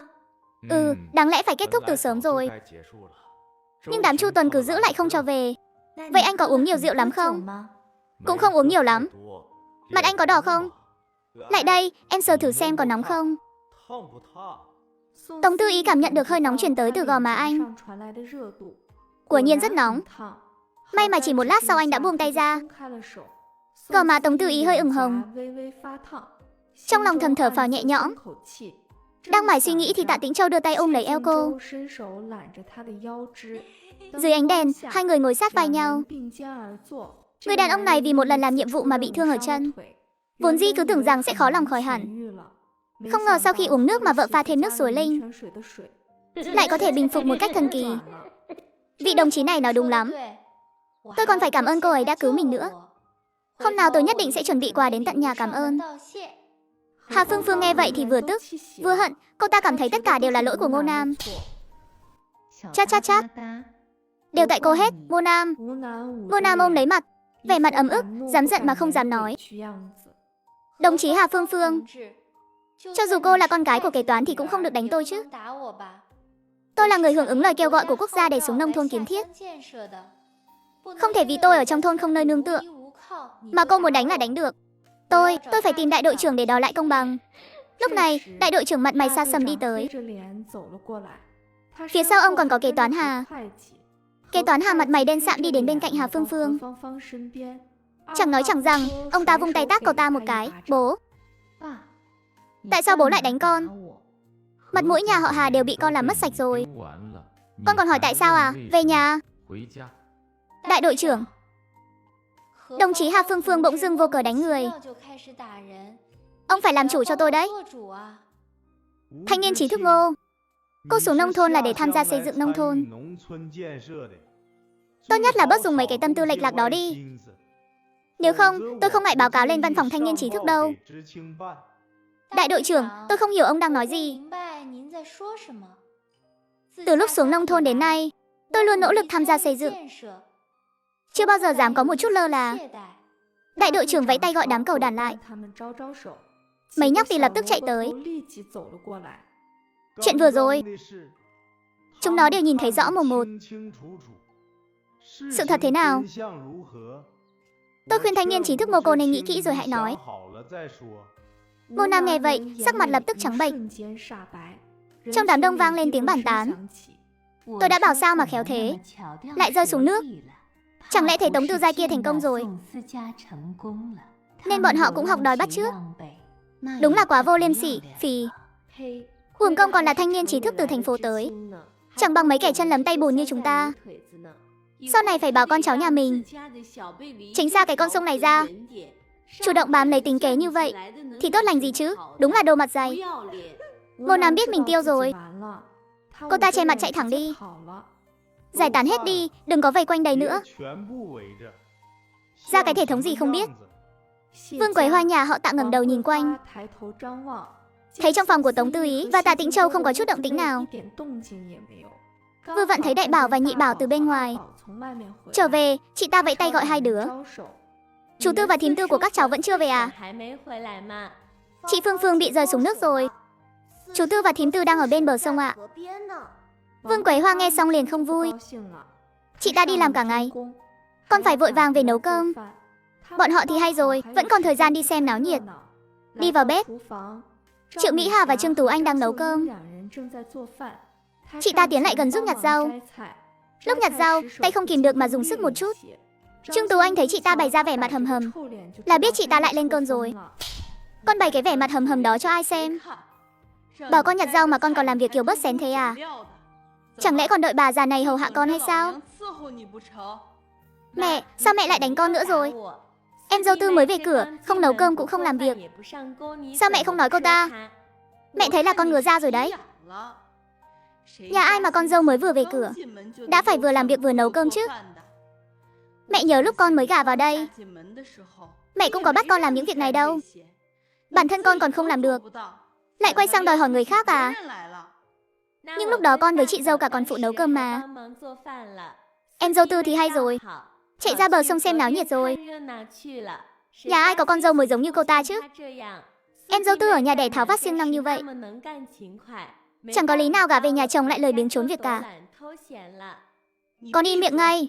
Vương Quế Hoa bị tiếng quát bất thình lình của bà làm cho giật mình. Vương Quế Hoa, mẹ nói cho con biết, mấy lời này tốt nhất con chỉ nên nói lần này thôi. Con trai mẹ cưới vợ là để sống đời với nhau, chứ không phải cưới về để hầu hạ con đâu. Nó tháo vát không có nghĩa là nó phải làm nhiều hơn. Nếu cưới con người ta về để làm việc thì người ta gả đến đây làm gì? Mẹ thấy là mẹ quá tốt với con rồi, làm việc ít quá nên mới khiến con có thời gian ở đây làm nhảm đấy. Đi nấu cơm đi, đến mẹ. Con cũng biết mẹ là mẹ của con à. Cái nhà này vẫn chưa đến lượt con làm chủ đâu. Mau đi nấu cơm cho mẹ, lát nữa khách khứa sắp đến rồi. Nếu con dám làm hỏng chuyện, mẹ sẽ không tha cho con đâu. Mỹ Hà, đi thôi, để mặc chị ta tự làm một mình. Triệu Mỹ Hà không dám không nghe lời Trương Tú Anh. Chị ấy chỉ đành buông công việc trên tay xuống. Sau khi hai người đi ra ngoài, Vương Quế Hoa tức giận dậm chân, vẫn không thể không làm. Buổi tối, nhân lúc Tạ Tĩnh Châu đi đun nước tắm, Tống Tư Ý âm thầm nhỏ vài giọt nước linh tuyền vào bình nước của anh. Cho đến khi Tạ Tĩnh Châu quay lại, Tống Tư Ý đã ngồi lại vào ghế như không có chuyện gì xảy ra. Vợ à, em vẫn còn thấy khó chịu sao? Vẫn còn một chút ạ. Em làm gì thế? Để anh bế em đi tắm. Tắm bằng nước nóng có lẽ sẽ dễ chịu hơn một chút. Em tự đi được, để người trong nhà nhìn thấy thì không hay lắm. Đừng lo, họ ngủ hết từ lâu rồi. Sẽ không thấy đâu, Tống Tư Ý không còn gì để nói. Cuối cùng Tạ Tĩnh Châu vẫn bế cô đến phòng tắm. Nhưng khi Tống Tư Ý thực sự chuẩn bị tắm, Tạ Tĩnh Châu lại chạy mất. Anh sải bước quay về phòng, cầm bình nước lên, tu ưng ực vài ngụm lớn. Uống xong anh mới nhìn lại bình nước. Đúng là của anh rồi. Nhưng anh lại cảm nhận được một chút vị ngọt từ trong nước. Chẳng lẽ vợ mình đã âm thầm cho thêm đường vào nước sao? Lúc này, một mùi chua lét khó ngửi xộc lên mũi anh. Anh nhấc cánh tay lên ngửi thử. Phát hiện mùi hôi đó tỏa ra từ chính cơ thể mình. Khoảnh khắc đó, anh chỉ cảm thấy như trời sập xuống. Không một chút do dự, anh quay người lao ra khỏi phòng, chạy ra bờ sông với tốc độ nhanh nhất. Ngay cả quần áo cũng chưa kịp cởi đã nhảy xuống sông. Tống Tư Ý tắm xong quay về phòng, phát hiện Tạ Tĩnh Châu thế mà lại không có ở đó. Thấy bình nước đang treo đã bị lấy xuống. Trong lòng cô đã hiểu rõ. Cô biết Tạ Tĩnh Châu với tư cách là một quân nhân, chắc hẳn sẽ sớm phát hiện ra điều bất thường. Nhưng không sao, dù sao anh ấy cũng không có bằng chứng. Cô đang mải suy nghĩ. Tạ Tĩnh Châu đẩy cửa đi vào. Anh về rồi à? Anh đi ra bờ sông tắm sao? Tạ Tĩnh Châu không nói gì, chỉ nhìn chằm chằm vào Tống Tư Ý với ánh mắt rực cháy. Vừa rồi anh bỗng cảm thấy chân mình nóng lên. Cơn đau thấu xương khi đi lại đã biến mất. Cơ thể nhẹ nhõm chưa từng có. Chắc chắn là do bình nước đó. Vợ chắc chắn có kỳ ngộ gì đó rồi. Chỉ là nếu cô ấy đã không muốn nói thì mình cũng không hỏi nữa. Không sao cả. Sẽ ổn thôi, mê mông. Cảm ơn em, vợ à. Sáng hôm sau khi Tống Tư Ý thức dậy, Tạ Tĩnh Châu đã đi ra ngoài rồi. Anh để lại mẩu giấy nói là đi tìm Chu Tuần và Thẩm Chi Hằng, đồng thời dặn cô đừng đi làm công điểm. Chuyện này tạm thời mình chưa thể đi được. Đi theo quân mà suốt ngày rảnh rỗi cũng không phải là cách. Huống hồ chúng ta vẫn chưa ra ở riêng. Cho dù cha mẹ chồng không có ý kiến gì thì những người khác chắc chắn cũng sẽ nói ra nói vào. Vẫn nên đi làm công điểm thì hơn. Nhưng hôm nay chắc chắn là không đi được rồi. Hay là lên núi xem thử vậy. Tống Tư Ý mang theo mấy quả trứng gà, đeo gùi lên lưng rồi đi ra ngoài. Lúc này trên núi hầu như không có ai. Tống Tư Ý cũng không đi vào rừng sâu. Cô đổ một chút nước linh tuyền xuống đất. Chẳng mấy chốc đã có vài con thỏ và gà rừng ngửi thấy mùi vị mà tìm đến. Bí mật này kiếp trước cô đã phát hiện ra rồi. Lúc đó, cô không ít lần dùng nước linh tuyền để cải thiện bữa ăn cho mình. Nhưng vì có sự ràng buộc với không gian, Lục Yến lần nào cũng phát hiện ra. Không biết bây giờ Lục Yến thế nào rồi. Có tôi ở đây, kiếp này anh ta đừng hòng được về thành phố. Tốt nhất là anh ta nên mục nát ở vùng nông thôn này cả đời đi. Tôi muốn xem thử nếu không có cái danh phận hào nhoáng kia thì ánh trăng sáng của anh ta có còn bám lấy nữa hay không. Lúc này, ở một bên khác, Tống Tư Giai tìm một vòng cũng không thấy Tống Tư Ý đâu. Người phụ nữ này đã dùng mọi mưu kế ép chị họ đổi hôn sự. Thế nhưng cuộc sống sau khi kết hôn lại liên tục cãi vã. Tống Tư Ý, cô ta lại dám không đi làm công điểm. Cô ta lấy tư cách gì mà không đi làm chứ? Ở trên cánh đồng cách đó không xa, Lục Yến đang nhanh tay bẻ ngô. Vừa quay đầu lại đã thấy Tống Tư Giai đang thong thả dùng mũ quạt mát dưới gốc cây. Sớm biết cô ta là hạng người như vậy thì mình lấy cô ta làm gì cơ chứ? Bây giờ không chỉ phải làm phần việc của mình mà còn phải làm giúp cho Tống Tư Giai nữa. Nếu như cưới Tống Tư Ý, chắc chắn sẽ không như vậy. Lục Yến ném mạnh bắp ngô xuống. Anh đi đến dưới gốc cây, mặt hầm hầm nhìn Tống Tư Giai. Em định quăng hết việc của em cho anh đấy à? Em thấy có ổn không? Anh Yến, em đâu có nợ quăng hết việc. Cho anh chẳng phải là vì đêm qua anh cứ làm phiền người ta suốt sao? Anh cứ để em nghỉ ngơi một chút đi mà. Hay là anh về nói với ba mẹ anh một tiếng đi. Chúng ta dọn về đó ở. Nếu không, vụ thu hoạch bây giờ vừa mệt vừa bận. Chúng ta về còn phải tự nấu cơm. Thật sự lo không xuể đâu. Được, đợi tối nay ta làm anh sẽ về nói với họ. Bây giờ chỉ có thể dỗ dành Lục Yến trước. Vì chuyện lần trước mà họ đến giờ vẫn chưa thèm nhìn mặt tôi. Khoảng thời gian tiếp theo, mọi người đều bận rộn với vụ thu hoạch. Tạ Chiêu Chiêu cũng được nghỉ từ thành phố trở về. Dưới sự nỗ lực của mọi người, vụ thu hoạch cuối cùng cũng đến giai đoạn kết thúc. Mà chân của Tạ Tĩnh Châu nhờ tác dụng của nước linh tuyền cũng đã hoàn toàn bình phục. Ngày hôm đó, hai người dậy từ rất sớm. Thả lòng đi, chắc chắn không vấn đề gì đâu. Được, tin nói là như vậy. Nhưng trong lòng anh vẫn thấy căng thẳng. Nói chính xác hơn thì phần nhiều là sự phấn khích. Nếu lần kiểm tra này không có vấn đề gì, vậy thì anh có thể trở lại. Không đúng, nhà họ Tạ đột nhiên nghe tin chân của Tạ Tĩnh Châu đã khỏi. Ai nấy đều trong trạng thái ngơ ngác. Sao mới đi làm có mấy tuần mà lại chữa khỏi chân luôn rồi? Con gặp được một vị lão lương y có y thuật xuất chúng, nhưng ông ấy không muốn lộ danh tính nên vẫn luôn bí mật điều trị. Nhà họ Tạ tin tưởng không chút nghi ngờ và vô cùng vui mừng. Được, đi mau đi. Hai đứa mau đi kiểm tra đi, đúng rồi. Đừng để chậm trễ. Vẫn phải trải qua kiểm tra chuyên môn mới biết chắc được. Hai người đi thẳng đến bệnh viện. Vị bác sĩ kiểm tra cho Tạ Tĩnh Châu vẫn là người lần trước khi anh trở về đã từng điều trị cho anh. Khi nhìn thấy tình trạng hồi phục của đôi chân anh, ông ấy đã từng tưởng rằng việc kiểm tra có vấn đề. Không tin vào điều đó, ông ấy lại kéo Tạ Tĩnh Châu đi làm kiểm tra một lần nữa. Chân của cậu không những không còn vấn đề gì nữa, mà ngay cả thể chất cũng tốt hơn trước rất nhiều. Chúc mừng cậu nhé, Phó đoàn Tạ. Lần này cậu lại có thể tiếp tục quay lại đơn vị cống hiến rồi. Cảm ơn ông. Cậu có tiện tiết lộ vị thần y đã điều trị cho cậu không? Ngại quá, bác sĩ tuy có chút thất vọng, nhưng cũng có thể hiểu được. Chắc hẳn người chữa chân cho anh ấy hiện giờ cũng không muốn lộ diện. Ông ấy dù có biết thì cũng chẳng thể làm gì. Thế nào rồi? Anh ấy nóng lòng hỏi dồn. Linh tuyền rốt cuộc có thể chữa trị đến mức nào? Anh ấy thực sự cũng không chắc chắn. Vợ ơi, chân của anh hoàn toàn khỏi rồi. Vậy thì tốt, sau này cái mạng này của anh là của em đấy. Lúc anh xông pha trận mạc ở phía trước, nhất định phải bảo vệ bản thân cho tốt. Nếu còn bị thương nữa là em không thèm quan tâm anh nữa đâu. Được, đều nghe theo em hết. Đi thôi, anh đưa em đi ăn cơm. Tống Tư Ý vừa nghĩ đến món thịt kho tàu của quán ăn quốc doanh, cô cũng cảm thấy hơi thèm rồi. Đi thôi, khi họ đến quán ăn quốc doanh, giờ cơm trưa cũng sắp qua rồi. Nhưng may mắn là vẫn còn đĩa thịt kho tàu cuối cùng.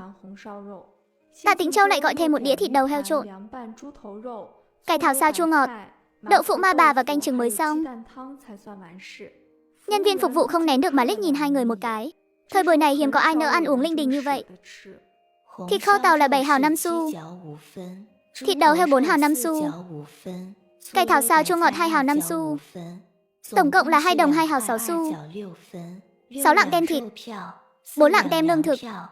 Tạ Tĩnh Châu trả tiền xong, liền đưa Tống Tư Ý đến chỗ ngồi cạnh cửa sổ. Trong lúc hai người đang đợi cơm, bên ngoài có 4-5 người vừa nói vừa cười đi vào.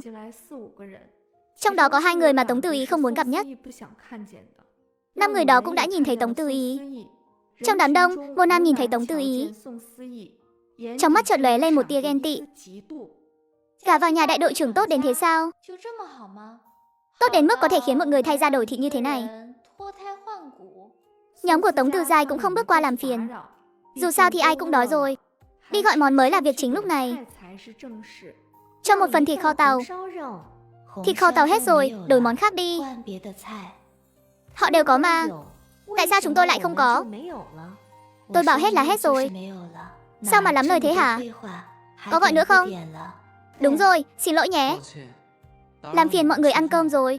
Trong lúc Tống Tư Giai đang khó hiểu nhìn anh ta dùng lực kéo Tống Tư Giai rời đi. Trong phút chốc chỉ còn lại một mình Ngô Nam. Có muốn ở lại ăn một chút không? Không cần đâu, đừng để ý đến họ. Ở phía bên kia, Tống Tư Giai mạnh bạo hất tay Lục Yến ra. Anh kéo tôi làm gì? Bộ anh chưa thấy thịt bao giờ à? Trên bàn người ta mà anh cũng mặt dày đi xin cho được. Tôi làm vậy là vì ai chứ? Chẳng phải tại dạo này vụ thu hoạch mệt quá sao? Tôi định mua ít thịt kho tàu cho em bồi bổ. Nếu không phải vì người nhà em không cho chúng ta về ở, liệu tôi có mệt đến thế này không? Anh còn dám nhắc đến chuyện đó à? Tôi thấy nhà em chính là coi thường tôi. Đã coi thường tôi như vậy, sao lúc đầu lại vội vàng đòi gả cho tôi làm gì? Em xem từ sau khi cưới em, cuộc sống của tôi đã trở nên thế nào rồi? Anh có bị làm sao không đấy? Trước đây anh đã từng có ngày tháng tốt đẹp chắc? Cuộc sống của anh là do tôi mới trở nên tồi tệ sao? Nếu không phải vì sau này anh ta là tỷ phú, ai mà thèm sống những ngày thế này với anh ta chứ? Làm gì cũng chẳng nên thân. Ngô Nam sợ hai người họ cãi nhau ở nhà hàng quốc doanh, vội vàng chạy lên khuyên can. Hai nam thanh niên trí thức khác cũng lên can ngăn. Tống Tư Ý và Tạ Tĩnh Châu thì không mấy hứng thú quan tâm. Họ cứ thong thả ăn phần cơm của mình. Sau bữa ăn, Tạ Tĩnh Châu lại đưa cô đến hợp tác xã. Cung Tiêu mua 2 hộp mạch nhũ tinh, 2 cân kẹo thỏ trắng và bánh bông lan. Lúc này mới quay trở về. Vợ à, anh muốn sớm quay lại quân đội. Anh định khi nào đi? 2 ngày sau. Vậy vừa nãy đáng lẽ phải đi mua vé luôn mới đúng. Vợ ơi, anh sắp đi rồi. Chẳng lẽ em không thấy luyến tiếc chút nào sao? Sao lại không chứ? Em biết quân đội mới là chiến trường của anh. Ở đó có lý tưởng và hoài bão của anh. Với tư cách là vợ của anh, dĩ nhiên em hy vọng anh được làm những điều mình thích. Vợ à, em yên tâm. Nếu đợt kiểm tra bên quân đội cũng thông qua, anh có thể tiếp tục ở lại đơn vị. Đến lúc đó, anh sẽ xin nhà công vụ ngay lập tức. Em đến ở cùng quân đội với anh nhé. Được, hai người trở về nhà. Sau khi nhà họ Tạ nghe tin Trần Anh đã khỏi, cả gia đình đều vui mừng khôn xiết. Trương Tú Anh thậm chí còn xúc động rơi nước mắt. Tư Ý, con thật là, đúng là ngôi sao may mắn của nhà chúng ta. Những người khác nghe vậy cũng rất đồng tình. Ai nấy đều gật đầu. Nhưng Vương Quế Hoa không nghĩ như vậy. Chị ta lại nhảy ra để gây sự chú ý. Người phụ nữ này nói chuyện lúc nào cũng mỉa mai, nhìn ai cũng thấy ngứa mắt. Bố mẹ chồng cuối cùng quyết định chia gia tài. Mẹ à, phúc tinh với chẳng phúc tinh gì chứ? Chẳng phải chân của chú Tư là do bác sĩ chữa khỏi sao? Mẹ đừng có rát vàng lên mặt thím Từ nữa. Em có thể bớt nói lại vài câu không? Nụ cười trên mặt nhóm Tống Tư Ý cũng biến mất.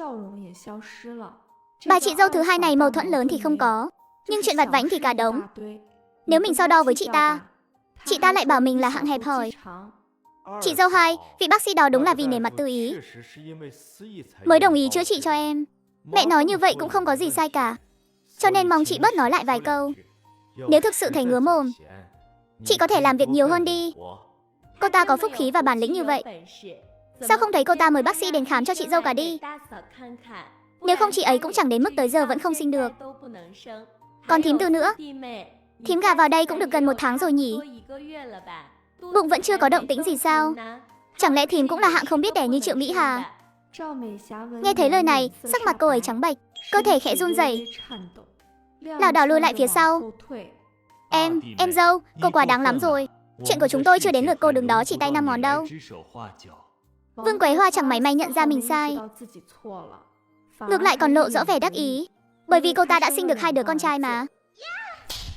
Anh dám đánh tôi? Rốt cuộc tôi đã làm sai chuyện gì mà cả nhà các người đều hùa vào ức hiếp tôi? Bây giờ ngay cả anh cũng không bảo vệ tôi nữa sao? Cô hãy tự sờ lên lương tâm mình mà nói đi. Nhà này có điểm nào đối xử tệ bạc với cô hả? Làm sao mà không ức hiếp tôi cho được? Mẹ từ ngày tôi bước chân vào cửa đã không thích tôi rồi. Cho dù tôi có sinh con trai bà ấy cũng chẳng ưa. Rốt cuộc là tôi đã làm sai cái gì? Vương Quế Hoa, trời đất chứng giám. Hồi đó đúng là tôi không đồng ý cuộc hôn nhân này. Nhưng một khi cô đã gả vào đây rồi, tôi cũng chưa từng đối xử tệ với cô. Lúc cô mang thai, cũng là thân già này đích thân hầu hạ, chăm sóc cô. Rốt cuộc, qua cái miệng của cô lại thành ra tôi không thích cô. Đánh cô mắng cô chẳng phải vì cái miệng cô quá độc địa sao? Chẳng lẽ cô chưa bao giờ tự nhìn lại bản thân mình à? Đã không sống nổi với nhau như vậy thì phân ra đi. Cha, sao có thể phân ra được à? Cha mẹ vẫn còn đây, sao cha lại có thể nhắc đến chuyện phân ra chứ? Quyết định vậy đi. Vốn dĩ tôi và mẹ các anh đã bàn bạc kỹ rồi, đợi thằng Tư kết hôn xong là sẽ phân ra. Sau đó vì bận rộn vụ mùa nên mới quên khuấy đi mất. Bây giờ vụ mùa cũng đã xong, nhân lúc thằng Tư vẫn còn ở nhà, mọi chuyện cứ quyết định như thế đi. Chiêu chiêu, con đi mời mấy vị trưởng bối qua đây. Nghe xong, cả ba anh em đều im lặng. Không ai nói lời nào nữa. Trong lòng Vương Quế Hoa cũng bắt đầu hoảng loạn. Cô ta chưa từng nghĩ đến việc phân gia. Trong nhà cô ta còn 2 đứa con trai phải nuôi. Nếu như phân gia rồi, tất cả gánh nặng đều sẽ đè nặng lên vai của 2 vợ chồng họ. Chẳng mấy chốc, bí thư chi bộ thôn, cựu thôn trưởng và kế toán cũng đã đến. Vĩnh Thắng à, đang yên đang lành sao lại đòi phân gia thế này? Có phải do con cái không hiếu thuận không? Thưa thôn trưởng, cây lớn rẽ nhánh, con lớn ở riêng. Chuyện phân gia là lẽ thường tình thôi. Hai chúng tôi cũng già rồi. Nuôi chúng lớn khôn, cưới vợ cho chúng rồi cũng xem như đã hết lòng hết dạ rồi. Sau này gia đình nhỏ của chúng cứ để chúng tự mình phấn đấu đi. Tú Anh à, bà đã nghĩ kỹ chưa? Không thể cân nhắc lại sao? Nhà nào mà chẳng như vậy. Có chút mâu thuẫn cũng là chuyện bình thường. Nói ra được thì vẫn là người một nhà. Người một nhà làm gì có thù oán gì để bụng qua đêm chứ? Bác trưởng thôn, bác đừng khuyên nữa. Nhà này nhất định phải chia. Cựu thôn trưởng và 2 người kia nghe vậy cũng không khuyên thêm nữa. Vậy thì chia đi. Nhà ta không có bao nhiêu tiền tích góp. Tiền bạc ngày thường cũng đều do các con tự giữ. Còn về số tiền mà thằng Tư gửi về bấy lâu nay, chắc hẳn các con cũng không tiện đòi chia đâu nhỉ. Thôi thì cha cứ quyết định đi. Chúng con không có ý kiến. Vương Quế Hoa định hỏi dựa vào cái gì mà không chia, nhưng bị Tạ Văn Hoa dùng sức kéo lại. Anh ta dùng ánh mắt cảnh cáo nhìn cô ta. Vương Quế Hoa chưa bao giờ thấy anh ấy dùng ánh mắt này nhìn mình.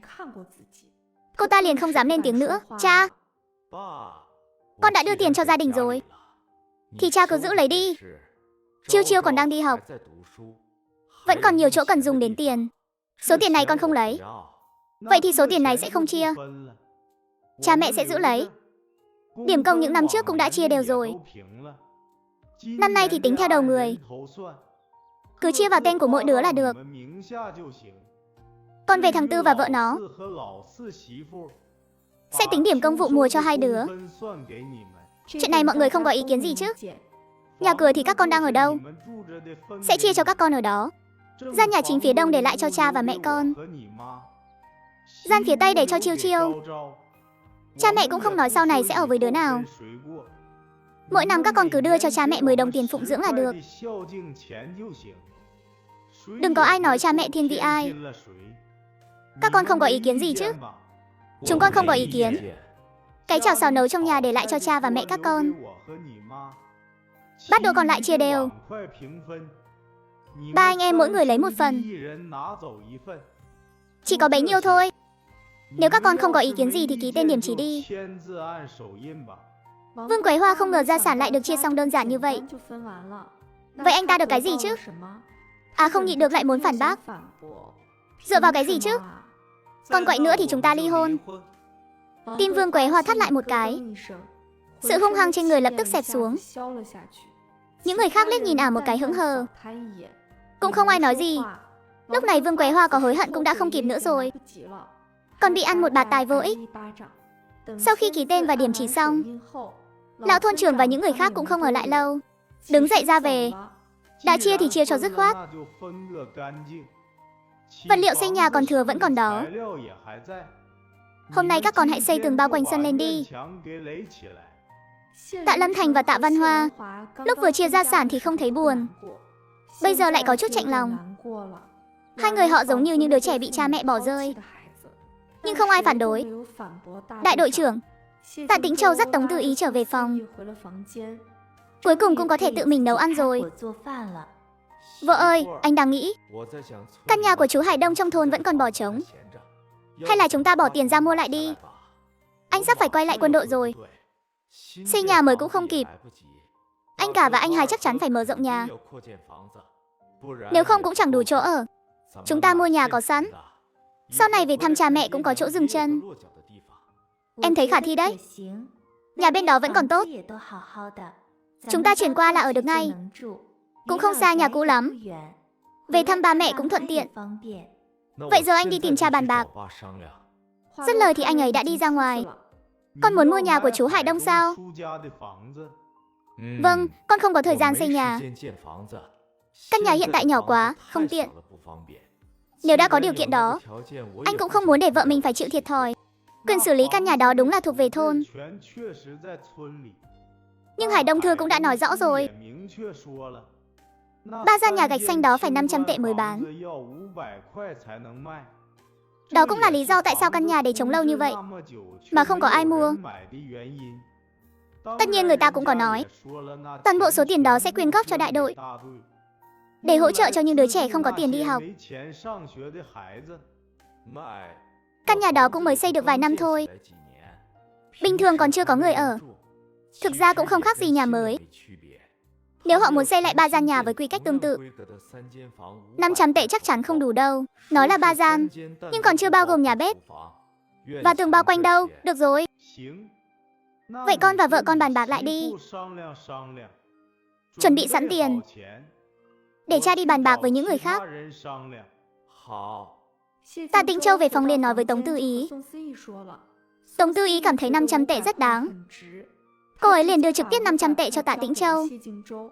Chuyện hai người muốn mua nhà nhanh chóng chuyển đến tai những người khác trong gia đình. Trương Tú Anh và Tạ Chiêu Chiêu đến phòng của hai người. Đôi vợ chồng mới cưới sau khi ra riêng liền mua ngay căn nhà gạch xanh mái ngói trong thôn. Nhà còn chưa dọn xong, căn nhà cũ đã bị người khác nhắm tới rồi. Đó không phải là một số tiền nhỏ. Mua nhà xong thì trong tay các con còn tiền để xoay sở không? Mẹ yên tâm đi ạ. Chúng con tự có tính toán mà. Vâng. Vậy mẹ không nói thêm nữa. Các con tự biết tính toán là được rồi. Chị Tư, vậy sau này em có thể thường xuyên đến tìm chị chơi không? Tất nhiên là được chứ. Anh Tư của em sắp phải quay lại đơn vị rồi. Chị còn mong em đến bầu bạn với chị nhiều hơn đây. Tường bao quanh nhà Hải Đông Thư rất cao. Người bình thường không vào được đâu. Buổi tối con cứ khóa kỹ cửa là được. Bên đó cách nhà mình chỉ có 2 hộ thôi. Cũng coi như là gần. Có chuyện gì con cứ gọi một tiếng là được. Hàng xóm hai bên xung quanh cũng khá tốt. Con biết rồi thưa mẹ. Con cũng không phải là người dễ bắt nạt đâu. Người bình thường không làm hại được con đâu. Cha chúng ta là đại đội trưởng mà. Ai dám ăn hiếp chị dâu em chứ? Đúng vậy. Trương Tú Anh nhìn con dâu út và con gái út mỉm cười. Trong lòng bỗng thấy nhẹ nhõm hẳn. Việc chia nhà này cũng không làm ảnh hưởng đến tình cảm giữa họ. Nghĩ đến lời của Vương Quế Hoa, Trương Tú Anh lại nhìn về phía Tống Tư Ý. Tư Ý, chị dâu hai của con cái miệng mồm không tốt. Con đừng chấp nhặt với nó làm gì. Chị ta đâu chỉ có cái miệng mồm không tốt. Chị ta hận không thể thấy cái nhà này tan nát mới hả dạ. Tạ Chiêu Chiêu ghét nhất chính là người chị dâu hai này. Rõ ràng em cũng là một thành viên trong nhà, nhưng chỉ cần rảnh rỗi một phút là bị chị ta nói ra nói vào, khiến em cứ như là người ngoài vậy. Ngay tại nhà mình mà còn phải khép nép từng chút một. Mẹ, con biết rồi ạ. Tống Tư Ý chưa bao giờ bận tâm đến Vương Quế Hoa. Vương Quế Hoa cũng chỉ có thể nói mấy lời vô thưởng vô phạt. Hơn nữa giờ đã chia nhà rồi. Đối với những người không thích, cô không cần thiết phải bận tâm. Hợp thì chơi, không hợp thì thôi. Ngược lại thì chị dâu cả Triệu Mỹ Hà cũng khá tốt. Cũng chưa bao giờ nói ra nói vào điều gì. Nếu có thể giúp đỡ, cô vẫn sẵn lòng. Chị dâu cả đã từng đi khám bác sĩ chưa à? Nhắc đến con dâu cả, Trương Tú Anh không nhịn được mà thở dài. Đó là vì chị dâu con từng bị rơi xuống nước vào mùa đông. Cơ thể bị nhiễm lạnh nên rất khó mang thai. Những năm qua nó cũng chẳng dễ chịu gì. Bác sĩ khám không ít, thuốc uống cũng nhiều, nhưng vẫn không thấy hiệu quả. Chúng ta cũng đã cố gắng an ủi nó, nhưng bản thân nó cứ nghĩ quẩn. Khổ nỗi cái miệng của chị dâu hai con cứ hay đâm chọc vào nỗi đau của nó. Đây cũng là lý do chúng ta muốn chia nhà sớm. Tống Tư Ý nghe vậy trong lòng đã hiểu rõ. Thấy mẹ chồng không nói rõ nguyên nhân rơi xuống nước, có lẽ là không tiện nói ra rồi. Anh ấy cũng không hỏi thêm gì nữa. Cùng lúc đó, ở một phía khác, Triệu Mỹ Hà nhìn cái bụng của mình mà thẫn thờ. Nếu không có chuyện đó, thì giờ đây tôi đã sớm được làm mẹ rồi. Cho nên tôi mới vô cùng căm hận người nhà của mình. Tại sao tôi đã trốn về tận nông thôn rồi mà họ vẫn không chịu buông tha cho tôi? Nếu không phải do tôi mất đi khả năng sinh nở, có lẽ họ vẫn chưa chịu dừng tay đâu. Tạ Lâm Thành vừa bước vào đã thấy bộ dạng thẫn thờ của vợ. Trong mắt anh tràn đầy vẻ xót xa. Đang nghĩ gì thế? Nhập tâm đến mức anh về lúc nào cũng không biết. Chúng ta không quản được miệng lưỡi người đời, nhưng bản thân em phải nghĩ cho vui vẻ lên. Lúc kết hôn với em anh đã nói rồi, người anh thích chính là con người em. Việc em có con hay không, đối với anh căn bản không quan trọng. Đạo lý này Triệu Mỹ Hà đều hiểu rõ. Nhưng lúc đó cô vẫn ôm một tia hy vọng mong manh. Nhưng đã mấy năm trôi qua rồi, cô mới biết mình thật sự không thể sinh nở. Anh xem, hay là em đi cầu xin thím Tư thế nào? Vị đại phu đó ngay cả vết thương nặng của chú Tư mà cũng có thể chữa khỏi. Biết đâu ông ấy cũng chữa được cho cơ thể của em. Họ đã không nói đó là ai, thì chắc hẳn thân phận người đó có chút khó nói. Chúng ta cũng không thể ép người quá đáng. Cứ như vậy đi đã. Đợi khi nào có thời gian, chúng ta sẽ riêng tư tìm thím Tư hỏi xem sao. Quả thật nên như vậy. Là do em nôn nóng quá. Thả lòng tâm trạng đi. Nếu em thật sự thích trẻ con, chúng ta nhận nuôi một đứa cũng được. May mà giờ đã chia gia đình rồi. Sau này nếu thím hai còn dám tìm đến kiếm chuyện, anh sẽ không khách sáo với cô ta đâu. Triệu Mỹ Hà nhen nhóm thêm một tia hy vọng. Tâm trạng cũng không còn nặng nề như lúc nãy nữa. Chuyện Tống Tư Ý và Tạ Tĩnh Châu mua nhà chẳng mấy chốc đã lan truyền khắp đại đội. Không ít người vừa ngưỡng mộ lại vừa ghen tị. Nhưng ai bảo người ta giỏi giang đến thế. Họ có ghen tị thì cũng chẳng làm được gì. Lại nói đến nhà họ Tống. Tôn Hồng Mai vừa nghe nói bọn họ đã mua căn nhà đó, lập tức chạy đi tìm bà cụ Lý ngay. Tống Tư Ý và bọn họ ra tay hào phóng thật đấy. Căn nhà 500 tệ mà nói mua là mua luôn. Liệu có phải nó đã lấy tiền của gia đình mình không? Cái cậu đó là sĩ quan chức còn lớn hơn cả kiến binh đấy. Mẹ nghĩ anh ta không lấy ra nổi 500 tệ sao? Vẻ mặt Tôn Hồng Mai có chút gượng gạo. Biết thì cũng biết vậy. Nhưng trong nhà tự nhiên mất đi một khoản tiền lớn như thế, khiến trong lòng con thấy không cam tâm chút nào. Cứ đợi cái tên Lục Yến đó thành tỷ phú thì còn phải đợi thêm bao nhiêu năm nữa chứ. Biết thế thì thà hủy quách cho xong. Hôn sự này hóa ra lại làm lợi cho Tống Tư Ý mất rồi. Con nhãi đó. Tống Tư Giai nghe xong cũng ghen tị vô cùng. Nhưng cô ta vẫn tự an ủi mình không sao cả. Mình là phu nhân tỷ phú tương lai, mình chắc chắn sẽ sống tốt hơn Tống Tư Ý. Cô ta quay đầu lại, nhìn Lục Yến bằng ánh mắt rực cháy. Nhưng Lục Yến lại đang quay lưng về phía cô ta nằm trên giường lò. Chẳng biết là đang nghĩ cái gì. Có đại đội trưởng ở đó, mọi việc diễn ra rất thuận lợi. Sau khi làm xong thủ tục chuyển nhượng và nhận được chìa khóa, Tạ Tĩnh Châu không đợi được nữa mà quay về nhà ngay. Vợ ơi, hôm nay chúng ta chuyển qua đó luôn đi. Hôm nay chuyển luôn liệu có ổn không anh? Không có gì không ổn cả. Huống hộ trong nhà tuy đã chia gia sản rồi, nhưng nấu nướng vẫn phải làm ở căn bếp hiện tại. Chúng ta không dọn đi bây giờ thì cũng bất tiện lắm. Vậy thì hôm nay mình chuyển thôi. Hai người nói là làm. Tạ Tĩnh Châu mượn xe kéo của đội sản xuất về. Mọi người trong nhà nghe nói hai người muốn dọn đi ngay trong hôm nay, cũng đều đến phụ giúp một tay. Vương Quế Hoa nhìn thấy cảnh này thì ghen tị vô cùng. Vừa mới chia gia sản xong mà họ đã mua được nhà lớn rồi. Nhìn căn phòng sắp trống trơn, mắt Vương Quế Hoa đảo liên tục, lại nảy ra ý đồ. Thím Tư à, thím xem các em cũng mua nhà mới rồi. Phòng bên này để không cũng phí. Hay là để Đại Bảo và Tiểu Bảo đến trong nhà giúp các em nhé. Ngày thường bọn chị cũng có thể qua giúp quét dọn này nọ. Không cần đâu chị dâu hai, khoảng cách cũng không xa. Em muốn quay về quét dọn cũng rất thuận tiện. Hà tất phải phiền phức như vậy. Mọi người cũng đâu có thiếu căn phòng này. Cô xem cô cũng rất thích hai đứa nhỏ đó mà.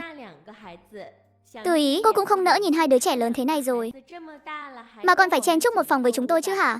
Người phụ nữ này thật tham lam, người khác làm rơi đầy của óc chó trên đất. Cô bé đứng bên cạnh lại không muốn để bà ta nhặt. Chỉ vì ngày thường bà ta luôn đối xử khắt khe với chính con gái ruột của mình. Chị dâu hai, chúng em vừa mới mua nhà, trong tay cũng chẳng còn bao nhiêu tiền. Chị xem chị có thể đưa tiền của chị cho em tiêu một chút không? Chị không có tiền, và lại chúng ta đã chia gia tài rồi. Tiền của chị dựa vào cái gì mà đưa cho cô dùng? Đúng vậy, đạo lý này chẳng phải chị dâu hai cũng hiểu sao? Vậy chị còn luôn nhắm vào đồ trong tay người khác làm gì? Vương Quế Hoa vậy mà không thể phản bác lại. Chị ta hừ lạnh một tiếng, vẻ mặt đầy vẻ khinh khỉnh. Không cho thì thôi. Thật là keo kiệt. Phải, chị dâu hai là hào phóng nhất. Em đương nhiên là không so được rồi. Trương Tú Anh vừa đến, đã thấy bộ dạng tức tối của Vương Quế Hoa. Trực giác mách bảo bà, Vương Quế Hoa chắc chắn lại gây chuyện rồi. Vương Quế Hoa, cô không giúp chuyển đồ mà còn đứng ngay ra đó làm gì? Vương Quế Hoa vừa thấy Trương Tú Anh, lập tức sợ hãi, không còn chút nhẹ khí nào. Chẳng phải con đang đến giúp chuyển đồ đây sao?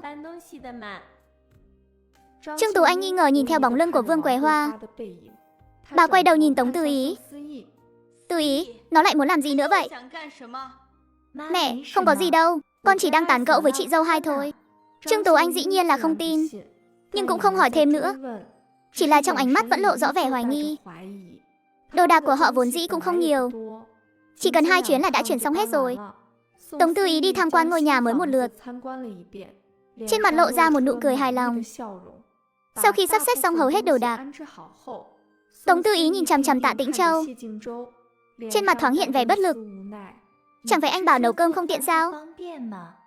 Giờ thì hai chúng ta đến cả cơm cũng chẳng nấu được rồi. Vợ à, là anh sơ suất quá. Trong không gian của Tống Tư Ý thực ra có nồi, nhưng cô không có lý do để lấy ra. Mà bây giờ đi mua thì cũng không kịp nữa, đành phải đợi đến mai mới đi. Hai người đang nghĩ xem có nên ăn đại cái gì đó cho xong bữa không, thì Tạ Chiêu Chiêu đã mang cơm đến cho hai người. Buổi tối, khi mọi thứ đã thu dọn xong và nằm xuống, thời gian đã muộn lắm rồi. Vợ ơi, ngày mốt anh phải đi rồi. Anh ấy đã nói như vậy rồi, Tống Tư Ý làm sao nỡ từ chối. Thế là cô gật đầu. Hậu quả của cái gật đầu này chính là cô suýt chút nữa cả đêm không ngủ được. Sáng hôm sau khi Tống Tư Ý thức dậy, Tạ Tĩnh Châu lại không có ở đó. Nhưng anh đã để lại lời nhắn cho Tống Tư Ý, còn làm cả bữa sáng nữa. Xem chừng chắc là anh đã sang bên nhà cũ rồi. Sau khi ăn sáng xong, cô bắt đầu sắp xếp lại những đồ đạc đã mang tới. Hôm qua cũng chỉ mới miễn cưỡng dọn dẹp xong phòng ngủ thôi. Đang lúc bận rộn thì có tiếng gõ cửa. Chiêu Chiêu, sao em lại tới đây? Mau vào đi, chị dâu Tư. Em đến hỏi xem chị có lên núi không? Bây giờ đã thu hoạch vụ thu xong rồi, rất nhiều người đều lên núi. Giờ mà không đi thì chắc là 2 hôm nữa sẽ chẳng tìm được gì đâu. Thật ra cô cũng muốn lên núi. Bây giờ cô có không gian, đồ tốt trên núi đương nhiên cô không muốn bỏ lỡ. Cô quay vào nhà lấy cái gùi, rồi cùng Tạ Chiêu Chiêu lên núi. Khi hai người lên đến núi, đã có rất nhiều người ở đó rồi. Tống Tư Ý dựa vào ký ức kiếp trước, dẫn Tạ Chiêu Chiêu đi về một hướng khác. Đi được nửa tiếng đồng hồ thì đến dưới mấy cây hồ đào rừng. Chị dâu, chị giỏi quá đi mất. Chỗ này mà chị cũng tìm được. Có vẻ như ở đây căn bản không có ai đến nhặt. Lần trước chị lên núi vô tình nhìn thấy, nên đã nhớ kỹ vị trí này. Chúng ta mau nhặt thôi, nếu không một lát nữa người khác lại kéo đến. Tạ Chiêu Chiêu gật đầu. Hai người đặt gùi xuống, nhặt hết số của óc chó rừng trên mặt đất vào gùi. Thấy phần lớn của óc chó vẫn còn ở trên cây, Tống Tư Ý đi đến dưới gốc cây. Chị giơ chân đá mạnh một nhát vào thân cây. Ngay lập tức của óc chó rơi xuống đất rào rào. Tạ Chiêu Chiêu thấy vậy cũng muốn thử. Cô bé cũng học theo động tác của Tống Tư Ý, đá vào một cái cây bên cạnh. Kết quả là đừng nói đến chuyện của Dụng, cái cây đó chẳng hề nhúc nhích. Ngược lại chân cô bé còn bị chấn động đến mức tê dần. Chị dâu 4, chị đá không nổi mới là chuyện bình thường đó. Chị vốn dĩ trời sinh sức lực đã khá lớn rồi. Thật vậy sao? Sao trước đây em chưa từng nghe nói đến nhỉ? Chị vốn dĩ đã phải làm rất nhiều việc rồi. Nếu để bọn họ biết sức lực chị lớn như vậy, chẳng phải sẽ bắt chị làm nhiều hơn sao? Chị dâu 4, bọn họ thật quá đáng mà. Không sao, đều qua cả rồi. Bây giờ chị thấy thế này rất tốt. Chị dâu 4 yên tâm, anh 4 của em chắc chắn sẽ đối xử tốt với chị. Ái chà, tôi bảo sao hai người các cô. Thất cái đã không thấy đâu rồi. Hóa ra là tìm được đồ tốt rồi. Hai người nghe tiếng liền ngẩng đầu lên, thấy có mấy người đang đi tới. Đằng sau họ hình như vẫn còn người nữa. Trên cây thì các người có thể hái, nhưng dưới đất là của chúng tôi. Tôi nói này Chiêu Chiêu, đây là đồ của công gia mà, các cô có thể nhặt. Tại sao chúng tôi lại không thể chứ? Tư tưởng này của cô là không được đâu đấy. Bà nói không sai, nhưng chỗ này là chị dâu 4 của em làm cho rụng xuống. Các người nếu muốn thì phải tự mình đi mà làm. Tống Tư Ý cũng không đứng ngẩn ra. Tốc độ của chị thậm chí còn nhanh hơn cả Tạ Chiêu Chiêu. Ở những chỗ mọi người không nhìn thấy, Chị còn thu một ít vào trong không gian. Bà nói là chị ấy làm rụng xuống, ai mà tin chứ? Cái cây vừa cao vừa to thế này, chị ta trèo lên nổi không? Mọi người đừng nghe chị ta nói, cứ trực tiếp nhặt là được. Tống Tư Y thấy bọn họ thực sự tiến lại gần. Chị tung một cú đá vào một cái cây bên cạnh còn to khỏe hơn cả cây óc chó kia. Ngay lập tức là cây xào xạc rung chuyển. Các người tự đi mà tìm cách lấy của trên cây. Ngưu Chiêu Đệ và những người khác thấy vậy không khỏi nuốt nước bọt. Thật là gặp ma rồi. Vậy còn trên mặt đất, đâu phải tất cả đều do cô làm dụng. Các người bá chiếm như vậy là không đúng. Tôi sẽ đi báo với đại đội trưởng kiện các người. Cho dù các người là con gái hay con dâu của đại đội trưởng, làm vậy cũng không đúng đâu. Ngưu Chiêu Đệ dường như đã nắm được thóp của hai người. Vẻ mặt ngày càng trở nên đắc ý. Đã nói rồi, trên cây thì cứ tùy ý. Những người bên cạnh thấy vậy, vội vàng kéo Ngưu Chiêu Đệ sang mấy cây bên cạnh, không dám tranh giành với họ nữa. Tống Tư Y lúc này mới ngồi xuống nhặt óc chó. Chị dâu Tư, cái bà Ngưu Chiêu Đệ đó xấu tính lắm. Óc chó của chúng ta tuyệt đối không chia cho bà ta. Bà ta làm sao? Sao chị chưa từng nghe kể nhỉ? Chị không biết đứa con gái lớn mà bà ta sinh ra bị bà ta hành hạ thành cái dạng gì đâu. Chính là Hồ Ái Yêu đó, chỉ cần nhắc tên là chị chắc chắn đã thấy rồi. Tống Tư Y liền có ấn tượng ngay. Đứa trẻ đó lúc nào cũng gầy gò ốm yếu, còn phải theo súng ruộng kiếm biển công, quanh năm suốt tháng đều mặc quần áo rách rưới. Chị không biết cũng là chuyện bình thường. Mẹ thường xuyên đến nhà họ để hòa giải, nhưng chẳng có tác dụng gì cả. Đâu vẫn hoàn đấy, bà ta vẫn cứ bắt nạt con bé. Hơn nữa bà ta đặt tên cho đứa con lớn là Ái Yêu, cũng không phải vì yêu thương gì nó đâu, mà là hy vọng nó sớm bị mất. Phải đến khi trưởng thôn không nhìn nổi nữa, bắt bà ta đổi tên, bà ta mới đặt tên cho con bé là Ái Yêu. Tống Tư Y mới nghe chuyện này lần đầu, trong lòng nhất thời cảm thấy phức tạp. Cô liếc nhìn Ngưu Chiêu Đệ một cái, trong đáy mắt thoáng qua một tia mỉa mai. Bản thân bà ta cũng là một nạn nhân, vậy mà bây giờ có con gái rồi, bà ta cũng không đối xử tốt với nó. Thật không biết trong lòng cô ta nghĩ cái gì nữa. Hồi đó cô ta còn định tính kế để gả cho anh cả đấy. May mà anh cả phát hiện nên cô ta mới không đạt được ý đồ. Anh cả cũng không kể chuyện này ra ngoài, nếu không thì danh tiếng của cô ta đã hỏng bét từ lâu rồi. Làm sao mà còn gả được vào nhà họ Hồ chứ? Quả nhiên là mấy cô gái muốn gả vào nhà tốt đều dùng chung một chiêu thức như nhau. Nếu cô ta mà gả cho anh cả thì chắc là còn đáng ghét hơn cả chị dâu hai nữa. Tống Tư Y và Tạ Chiêu Chiêu xếp đầy vào gùi, lúc này mới đeo gùi lên lưng đi xuống núi. Người phụ nữ này sức mạnh vô biên, lại có thể dùng một tay bế chồng mình lên. Tạ Chiêu Chiêu có một gùi hạt óc chó rừng về đến nhà. Vương Quế Hoa liền nhìn thấy thứ đồ trong gùi của cô. Chiêu Chiêu, chuyến này thu hoạch khá đấy chứ. Cái này em tìm được ở đâu vậy? Vương Quế Hoa đưa tay định lấy hạt óc chó trong gùi. Tạ Chiêu Chiêu khẽ nghiêng người tránh khỏi tay chị ta. Tất nhiên là tìm ở trên núi rồi. Chẳng lẽ em lại có phép thuật biến ra được chắc? Nha đầu này đang nói chuyện với ai thế? Tạ Chiêu Chiêu đi tìm cái nia, đổ chỗ hạt óc chó rừng ra để phơi. Chiêu Chiêu, em xem nhiều thế này em cũng ăn không hết đâu. Để chị lấy một ít cho Đại Bảo và Nhị Bảo nhé. Ăn cái này rất tốt cho hai đứa nhỏ. Chị dâu hai, em đã bảo chị là trên núi có rồi mà. Tại sao chị không đi tìm? Chỗ này là em vất vả cõng về đấy. Chị đừng có mà có ý đồ. Ôi dao, đều là người một nhà cả, tính toán nhiều thế làm gì? Lần sau chị tìm được chị cũng chia cho em. Không được, Tạ Chiêu Chiêu. Sao em có thể như thế chứ? Hai đứa nó cũng là cháu của em mà. Sao em có thể keo kiệt như vậy? Hồi đó lúc chị mới về nhà chồng còn mua váy cho em đấy thôi. Bây giờ chị chỉ xin em ít hạt óc chó rừng, mà em cũng không cho. Hồi đó em cũng cứ tưởng cái váy đó là đặc biệt mua cho em. Kết quả đến trường mới biết, đó là cái váy cũ mà Vương Xuân Hoa đã mặc rồi. Làm em bị bạn cùng lớp cười nhạo là mặc trộm váy. Lúc về hỏi chị còn bảo là mặc được là tốt rồi. Anh nói sao thì là vậy đi.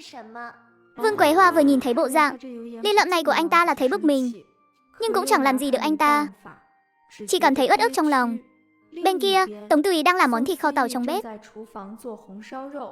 Đợi lúc Tạ Tĩnh Châu đi ra ngoài, Tống Tư Y nhanh chóng lấy từ trong không gian một ít nước linh tuyền đổ vào. Chẳng mấy chốc, hương thơm đã lan tỏa khắp bếp. Thậm chí ngay cả Tạ Tĩnh Châu đang giặt đồ bên ngoài cũng thèm đến chảy nước miếng. Anh mang qua cho cha mẹ một ít đi. Được, lúc Tạ Tĩnh Châu đến nhà cũ, họ cũng đang dùng bữa. Anh Tư, chị Tư bảo anh mang qua à? Ừ. Vẫn là con dâu mẹ hiếu thảo nhất. Tạ Chiêu Chiêu nhận lấy bát thịt kho tàu. Vừa ngửi thấy mùi thơm là nước miếng suýt trào ra.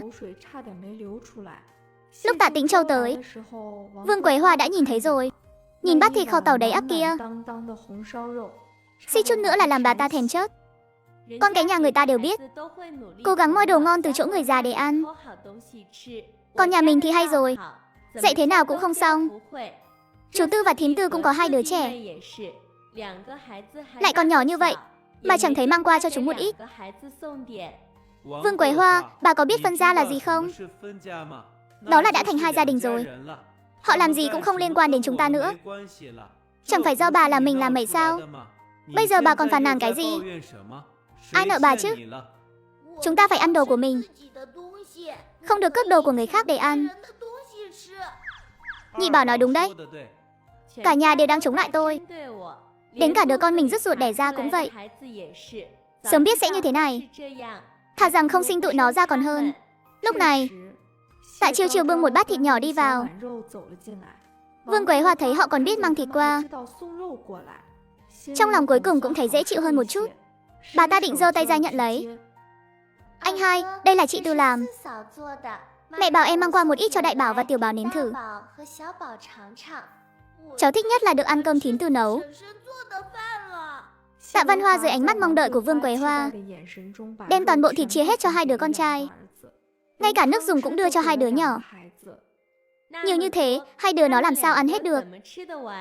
Ngay cả miếng thịt của con mà bà cũng muốn tranh. Bà có còn biết xấu hổ không hả? Vương Quế Hoa gần như phát điên. Buổi chiều, Tạ Tĩnh Châu cũng đi lên núi cùng. Có điều Tạ Tĩnh Châu là đi tìm củi, còn gọi thêm cả Vương Tiểu Hổ và mấy người anh em thân thiết với anh. Tống Tư Ý biết chỗ lúc sáng chắc chắn là không còn gì nữa rồi. Thế là cô dẫn theo Tạ Chiêu Chiêu đổi sang một chỗ khác. 2 người không chỉ tìm thấy hạt phỉ, mà còn tìm thấy hạt rẻ. Tóm lại là thu hoạch vô cùng phong phú. Chị dâu Tư, chẳng lẽ chị là phúc tinh sao? Nếu không thì sao cái gì chị cũng tìm thấy được chứ? Đừng có mê tín dị đoan. Làm gì có phúc tinh nào. Chẳng qua là trước đây tôi từng đến rồi thôi. Em mới không tin đâu. Dù sao thì em thấy chị dâu Tư chính là phúc tinh. Ngay lúc 2 người chuẩn bị xuống núi, trong bụi cỏ bỗng nhiên truyền đến tiếng sột soạt. Tống Tư Ý uống nước linh tuyền. Ngũ quan sớm đã khác hẳn với người thường. Cô nghe thấy tiếng gầm gừ của lợn rừng. Chị dâu Tư, chúng ta còn chưa đeo gùi lên mà. Đừng nói nữa, có lợn rừng. Đó là lợn rừng đó, xong đời rồi. Mấu chốt là xung quanh không có lấy một cái cây nào để bọn họ trèo lên. Khi âm thầm quay đầu lại, thì thấy một con lợn rừng cực lớn từ trong bụi rậm chui ra. Nó gầm lên một tiếng rồi lao thẳng về phía 2 người. Mau chạy đi chị dâu Tư. Tạ Chiêu Chiêu đang định đi giúp cô, nhưng thấy chị dâu Tư nhà mình tốc độ cực nhanh, biến mất trong rừng cây. Con lợn rừng giống như quên mất cô bé vậy, đuổi theo chị dâu Tư nhà mình đi mất. Cô bé sững sờ tại chỗ. Khi phản ứng lại được, cô bé bò dậy quay đầu chạy biến, muốn đi tìm người giúp đỡ. Tìm anh Tư. Tống Tư Y thấy lợn rừng lao về phía mình, cô ngược lại thở phào nhẹ nhõm. Nhìn thấy một cái cây lớn bên cạnh, chị vội vàng hất một ít nước linh tuyền lên cây. Con lợn rừng ngửi thấy mùi nước linh tuyền, ngay lập tức chuyển hướng, đâm sầm vào cái cây lớn. Tống Tư Y nhân lúc nó còn đang choáng váng, ôm lấy tảng đá lớn bên cạnh, đập thật mạnh vào người con lợn rừng. Con lợn rừng phát ra tiếng kêu thảm thiết, quay đầu định tấn công Tống Tư Ý, nhưng tốc độ của Tống Tư Ý còn nhanh hơn. Chị tận dụng không gian để né tránh qua lại. Tảng đá lớn đập thình thịch vào người con lợn rừng. Sau vài lần, con lợn rừng cuối cùng cũng chết. Đây chẳng phải là tự mình dâng tới cửa sao? Ngay khi chị định thu con lợn rừng vào không gian, xung quanh lại truyền đến động tĩnh. Hơn nữa nghe tiếng động thì không chỉ có một con. Hỏng rồi, không lẽ mình hất nhiều nước linh tuyền quá sao? Chị vội vàng mang theo con lợn rừng lần vào không gian. Sau đó nhìn thấy 4-5 con gà rừng, thỏ rừng và cả lợn rừng đều đâm sầm vào cái cây. Chỉ riêng lợn rừng đã có 2 con. Con to nhìn cũng phải 400-500 cân. Tống Tư Ý lặng lẽ di chuyển ra sau lưng chúng, cũng dùng tảng đá lớn đập chết 2 con lợn rừng. Con gà rừng, thỏ rừng chưa kịp chạy đã bị Tống Tư Ý thu hết vào. Tư Ý. Tống Tư Ý nghe thấy giọng nói quen thuộc của Tạ Tĩnh Châu. Chị vội vàng thu con nhỏ hơn vào không gian. Chị ôm tảng đá đập mạnh vào đầu con lợn rừng, cho đến khi đầu con lợn rừng bé bét máu thịt. Tạ Tĩnh Châu vội vàng chạy đến, liền thấy vợ nhỏ nhà mình đang ôm tảng đá, dáng vẻ đang đập mạnh vào đầu con lợn rừng. Vợ à, em không sao chứ? Không sao, con lợn rừng này đâm vào gốc cây, nên em nhân cơ hội dùng đá đập chết nó. Lần sau không được mạo hiểm như vậy nữa, biết chưa? Còn nữa, sau này không được phép vào rừng sâu. Em biết rồi. Lần sau em chắc chắn sẽ không đến nữa. Và lại đây cũng không phải rừng sâu. Ai mà biết được sẽ gặp lợn rừng chứ? Thấy sắc mặt Tạ Tĩnh Châu vẫn không hề giãn ra, anh đột nhiên một tay ôm lấy chân chị, nhấc bổng người lên. Nhìn xem, sức của em lớn lắm đấy. Chắc chắn sẽ không có nguy hiểm đâu. Thả anh xuống đi mà. Tống Tư Ý ngoan ngoãn đặt anh xuống. Có sức cũng không được phép mạo hiểm. Em đều nghe theo anh hết. Bây giờ phải làm sao đây? Chị dâu Tư vừa mới nói xong, Tạ Chiêu Chiêu và những người khác cũng đã chạy tới.